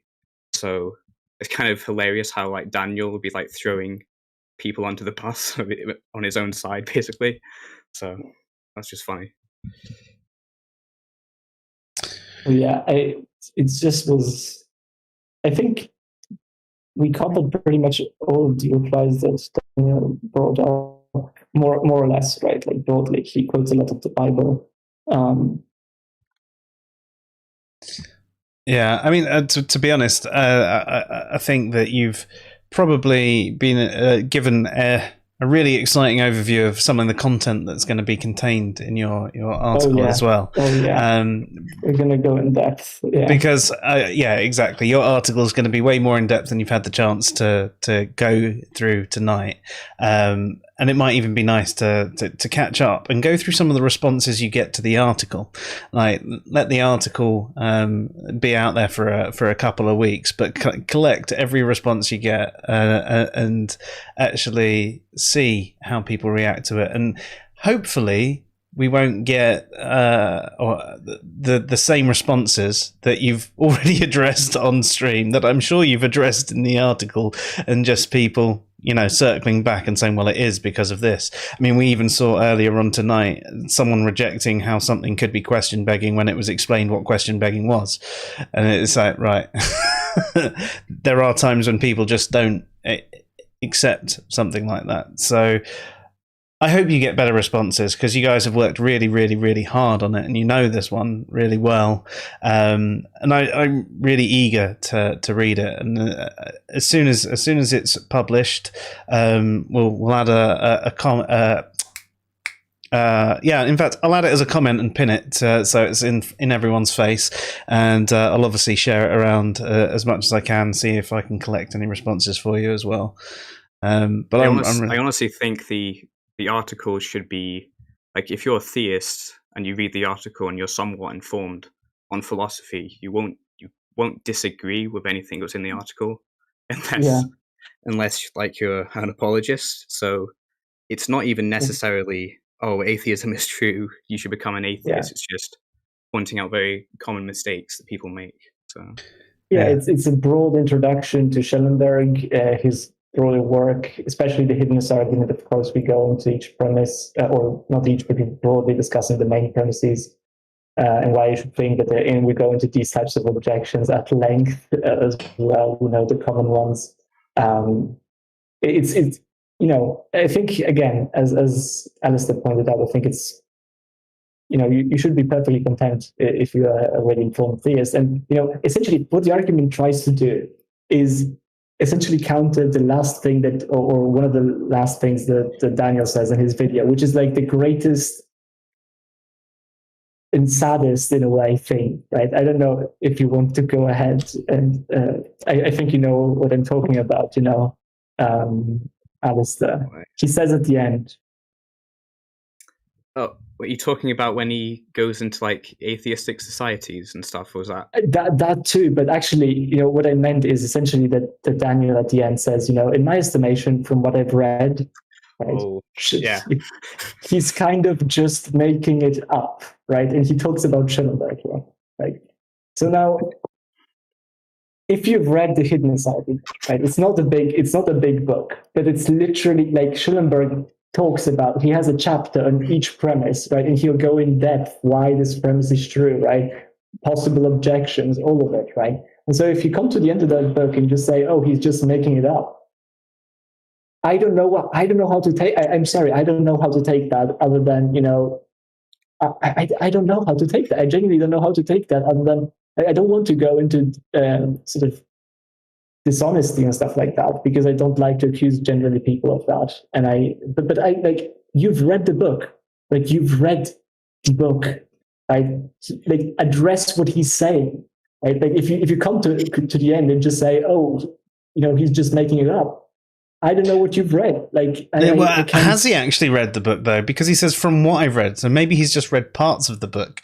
You already alluded. He's actually read it in full. Yeah, he at least that's what he said, and I think he did. Right, I'm not claiming that he's lying on that. Right, but it's just so weird to me that you go through that book, right, and you read all these things, and then you get to this, right, to this point where he's saying this, right? Like, the only way that I can interpret this is, I think, another thing that Daniel does a lot on social media, right, is to say that essentially he's questioning where atheists get information from in general in all arguments, right? He put up a few tweets a while ago. Can you still hear me? Mm-hmm. Okay. He put a few tweets, like, essentially saying, where do atheists get these inferences from or these propositions from when they say, if God is true, then we should expect there to be no evil, or if God is true, or if God exists, then you should expect there to be no non-resistant non-believers, right? He questions all of these conditional statements, right? And he's like, okay, how do the atheists get these explanations or these propositions into their arguments, right? And that's when he accuses generally people of just making these up. Now, I don't know what his standard is of not making something up, because I suspect sometimes that his standard is just, if it's in the Bible or not, right? Then if it's not in the Bible explicitly mentioned, then it's made up, essentially. Could be. Because I don't know exactly how else you would go about this, because this is what happens all the time, right? If you have a concept, you have certain expectations linked to that concept if it's an intelligible concept, right? Like I make an analogy in the article about people searching for I guess I don't know what it was. I think it was some sort of like monster in a way, right? Like a giant sand serpent, right, in the desert or something like that, right? And if you read a book where they say, oh, look, there's this giant sand serpent in the desert, right?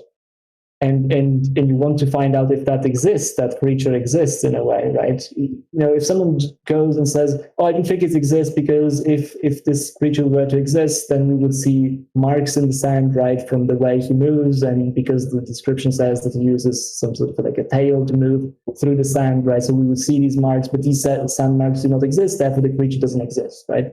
Now, it might be true that these marks are not explicitly mentioned in the book that you're reading, right? But as long as you're having a description in the book that makes you think that, conjoined with what we know about the desert and how it works, these sand marks should be visible. It doesn't matter if it's in the book, right? It's not making it up. It's making an inference, right? It's thinking about the concept that you're presenting, right, of how this creature would be, and trying to figure out what the prediction would be of that hypothesis being true. That's what you're doing. Right, and that's, by the way, what theists do as well, all the time, right? Like Daniel likes theological arguments, right? But theological arguments, at least like modern versions, would sort of be, we would expect God to create a universe where, that is life permitting in a way, right? And then we have this universe that is life permitting and stuff like that. So that's evidence for God in a way, right? But if you're not able to make these observations based on the concept of something, right, then natural theology itself wouldn't exist, right? All the arguments, the popular arguments for God would just collapse, right? Because they're based on thinking about what the concept would predict, would entail, essentially. And so that's what I am confused about, because like a lot of even theists, right, explain this to Daniel sometimes on social media, right? At least I've seen this happen a few times. That you have to let these expectations be the case, and if you want to argue against them, that's fine, right? But argue against them. Do not question where they're coming from, because they're coming from the concept that theists are presenting, right? The theist says, oh, there is an all-loving, omnipotent, all-powerful, all these things, omniscient God, right? And that's where the atheists say, okay, let's see, if that were true, what would we expect to be true? And theists do this as well, right? If that were true, what would we see, right? So that's where we're getting this from, if that's the question, right? It's not making it up, it's thinking about this. And all of these premises, as Schellenberg does and as many other philosophers do when arguing this, both on the theist and atheist side, they will explicitly argue why this conditional is justified, right? Why this is a reasonable conditional to have that. And Schellenberg does this, and like tons of atheist philosophers do this, and tons of theist philosophers do this. So it's bizarre to me that you would ask, like, where this is coming from, if this is literally an implication of your view, apparently, and it's sort of explain to you why this is an implication of your view. I think a good way to explain it is, if no possible observation could, even in principle, like falsify what you're putting forward, then just by the same token, no possible observation could even count as evidence in favor of it at the same time. So you basically just set up something where there could be no evidence for it and there can be no evidence against it, and you're just either left to your own like subjective experiences. But even that would be somewhat based on expectations, I guess. So I mean, it's very bizarre to me. Like, what does he think he's getting out of that? Like, he's basically just destroying any reasons he puts forward for God existing at the same time. So yeah. So and if it's like you're just killing all explanatory power of theism, right? And at that point, it becomes a completely redundant piece of your worldview. If it doesn't explain anything, why should it be there in the first place, right? That becomes the question. So you have to let these things, you have to let that idea make predictions of some sort, right? And if you don't like the predictions, by all means, argue against them, right? But I invite you, please, Daniel, I'd love, if you're listening to this, I'd love to hear all the reasons in the world, right? Please, I'm not getting offended or anything, right? If you actually argue against these things, right? By all means, do so, right? I would love to see that, right? And this is another thing, right? I think both me, Alistair, and you, Joe, and a lot of people that we interact with, right? We are known on Twitter, to be very charitable to theists, right? Because we get routinely called crypto-theists by atheists. We routinely get called theists in disguise, right? That happens a ton. So if we have a problem with what you're saying here, you probably should pay attention, in some way, because it's really not that hard to actually argue on these terms. But you have to actually provide reasons, not just where is this coming from? Where we explain where this is coming from 1,000 times now. You've actually had a good comment come in from Kimo saying, I've heard things today that I haven't previously heard, and that's worth the price of admission right there. Delightful stream. And I'd have to agree, you boys have done absolutely fantastic tonight. There's something from Alan saying that this is what Aquinas put forth. We can't know anything about God. The best we can do is deduce what he's not. You're talking about negative theism there, and actually it wasn't Aquinas. It was, well, I mean, he might have said it too, but I mean, this was done by, I've forgotten his name, but I brought it up on our Craig stream, actually. And it was someone a couple of thousand years after the Torah was supposedly written. So pre sort of Christianity. And they were talking, for some reason the name Invictus is in my head, but I don't know if that's from Final Space or not. It just sounds about right. But yeah, they were saying that you can't actually know anything about God. You can't talk about God in positive terms exactly. You could say, you can't, saying God is benevolent doesn't actually make much sense, because what we understand as benevolence on a godly scale is completely out there. Whereas you could say that maybe God is not malevolent. You would find him that is not malevolent. You can talk about all the things that he's not, but not really be able to get a full concept of what God actually is. Would that be something that you think could start to edge away at the hiddenness argument, or do you think that sort of you're talking about a different concept there in a way?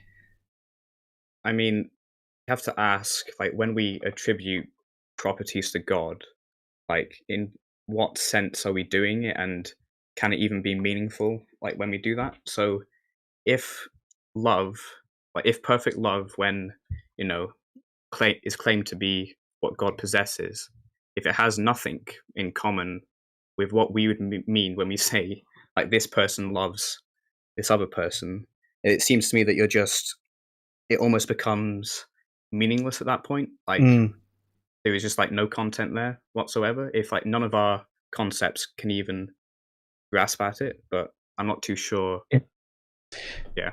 You almost would then get to a point where you would say, as you say, it becomes meaningless. It's incoherent. It's basically ill-defined as well. So you'd almost be taking an atheistic approach to it at that point. And why would you then put all your faith in something that you can't actually describe as well, apart from just say things it's not? Yeah, I think some philosophers like to talk about God being sort of analogous to certain concepts that we have, but it's important to understand what the analogy gets to, right? Because if you have like a starting point from an analogy, then you have an end point, and you can see what the transferability of the meaning is usually, right, in an analogy, if you're using an analogy. If you can't get to that, right, then it seems to me that you're just saying that it's analogous in some way, but you're not able to explain what the component that is analogous is, then you're sort of losing meaning, as Alistair said. So it would be very hard to talk about that, God being that thing, if you can't even explain, what property of that thing should be sort of stretched out over to that. I suppose it might be fair to say that we may not be able to fully conceive of what is meant by perfect love in that regard, because we are finite beings, so we can't fully understand perfection. But by the same token, we still know that it's an extension of what we know love to be, in a completely idyllic state. But the idyllic state is not necessarily something we can know, because it's something only God knows. I don't know. I think I'm being too charitable. I think though, there's so, like, the way I see it, though, there are certain ground things, right, ground truths that if they were not the case, it would cease to be the concept that we are talking about, right? So you, as you said, there can be some mystery to the extent of what it means to be perfectly loving, but you have to figure out exactly what the sort of the basics are. For example, right, if someone were to torture someone for fun or something like that, for no other reason than to have fun, right, that person is not good, right? Like, I think, and no matter how much you're going to stretch that, right, that is one of those concepts, to me at least, that where you say that, whatever your perfect, whatever that is, entails that is permissible, at that point, you're not talking about the same thing anymore, right? Because it just is one of those ground things that, if of a term, makes the concept itself lose meaning to me. Mm-hmm. In a similar fashion, you could argue about what it means to be loving, and perfectly loving then. So if you identify those ground things, and I think Schellenberg does that successfully, I do think that what he's saying is correct. Then, it doesn't matter if it's like greater in some extent. Yeah. As Dave says in the chat, actually, if there's no transferable meaning of the content of the analogy, then there is no real analogy. Exactly. And that's the same thing that you said earlier. Yeah, that's perfect. That's way to put it, yes. And Luke says that your beard is impressive today. Yeah, I know. I apparently it is. So I'm very happy to hear that. Yeah, we're all bearded heretics. So yeah, go ahead. Alistair is not yet a bearded heretic, though. Oh, it's coming on.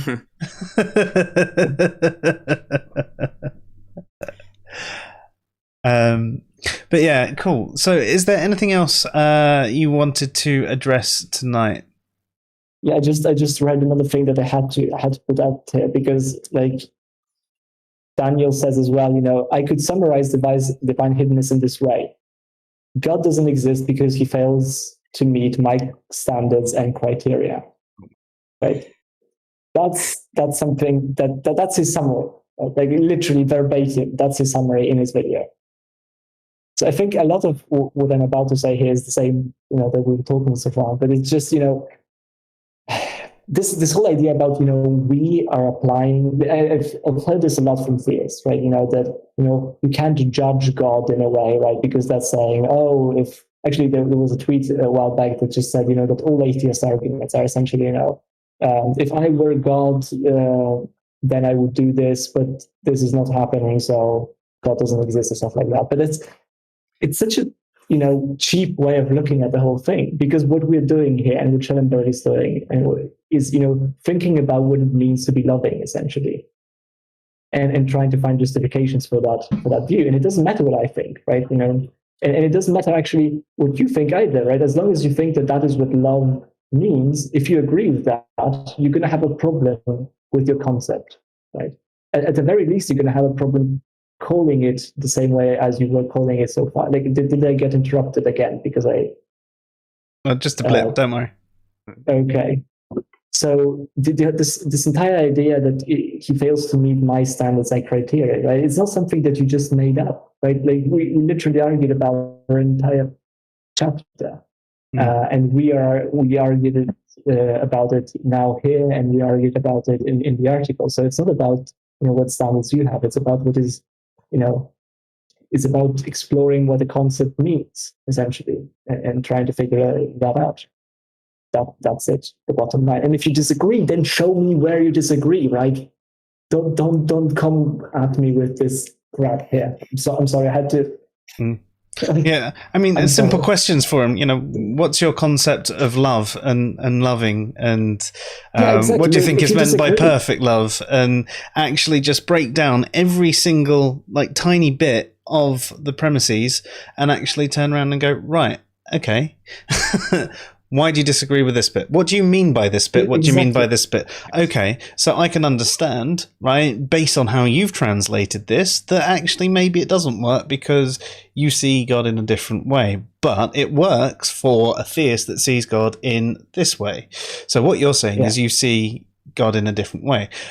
But then you can link it back to how God is described in the Bible and things like that and go, okay, so can you show me how your version of love matches how it's described in the Bible, because it seems to not necessarily weigh up. I mean, that could be a bias on either side there, but you could have a decent conversation about these things rather than just being dismissive from the outset that well, he's just making shit up. Yeah, that's so dismissive. Like it's even worse. It's even worse for Schellenberg, who used to be a theist. He used to believe in God. Like when he even said on the original, like when he published his first version of the argument, like the deductive version, he even says at the back of the book, okay, look, I've just lost my belief in God because of this argument. So can you please convince me that God exists again?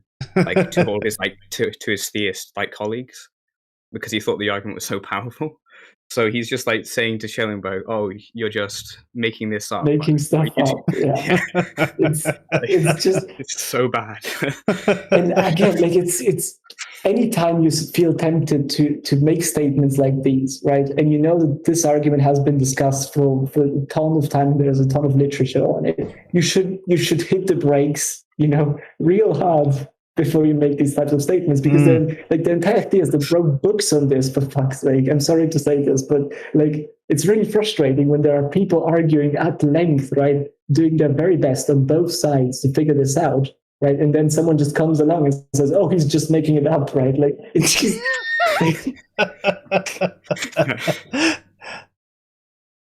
you're dismissing, by the way, the work of your theist colleagues as well. By the way, right? Because apparently it's just as easy as saying that he made it all up, right? So all the arguing that they seem to think is necessary is just completely useless, right? You just should write to them and say, "Oh well, you shouldn't publish this book in the first place. It was all a waste of time."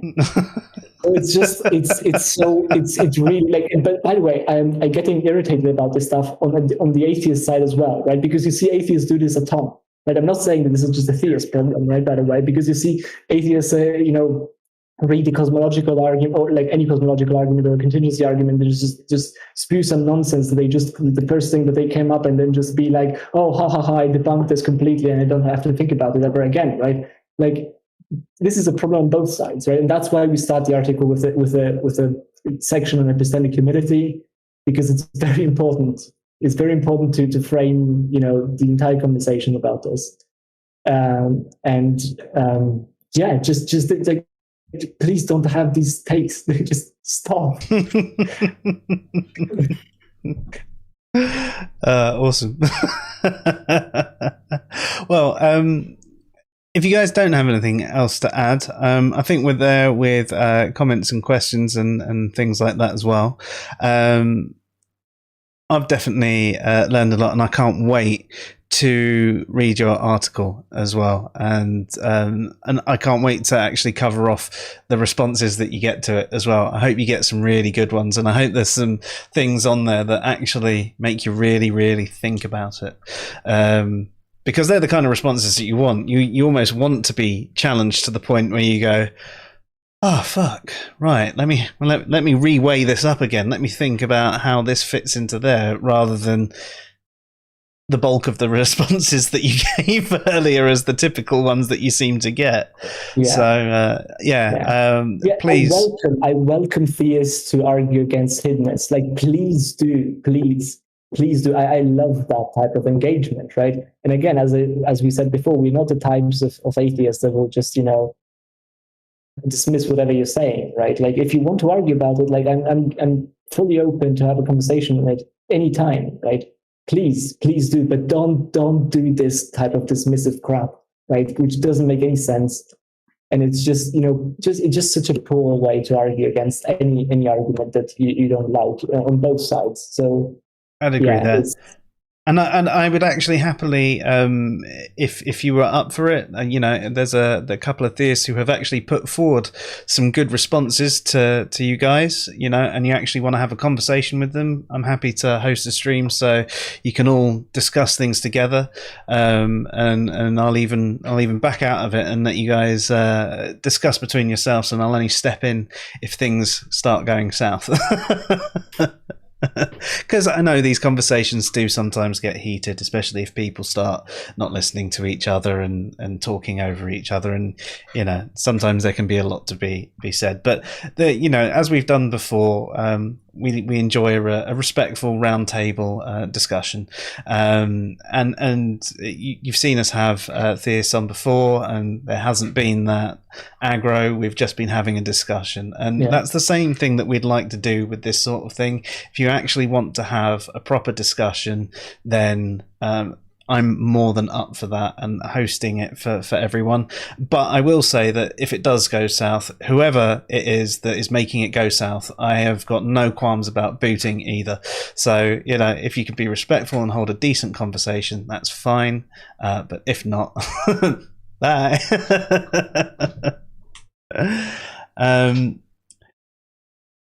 So coming in with a couple of last comments, Alan says, Thomas Joy Ord's "The Uncontrolling Love of God" is the best answer to the problem of evil that he's heard, and it delves into the idea that God is love. That's something I haven't heard that one. Have you heard that particular one? No? Well, maybe that's something that we should have a look into, and it could be something for a future stream. Thanks for that one, Alan. And Dave's only response is that God isn't hidden. You just need to open your heart to him. Open heart surgery is expensive, though, so it's not available to everyone. Thank you for that laugh at the end, Dave. And hopefully your coursework will all be done soon, and you can have a rest and rejoin us, because we're missing you, Dave. Looking forward to having you back. Right, guys, do you have any closing comments? I'll take that as a no. All right. Well, thank you very much, both of you, for coming on tonight. And thank you for everybody that has engaged in the chat room, that has watched this stream, either live or on the rerun, or is listening to the podcast version. And you've been watching the Fresh Air Sci-Fi show. I'm Joe. I'm Alistair. I'm Philip. Have a good night. Good night.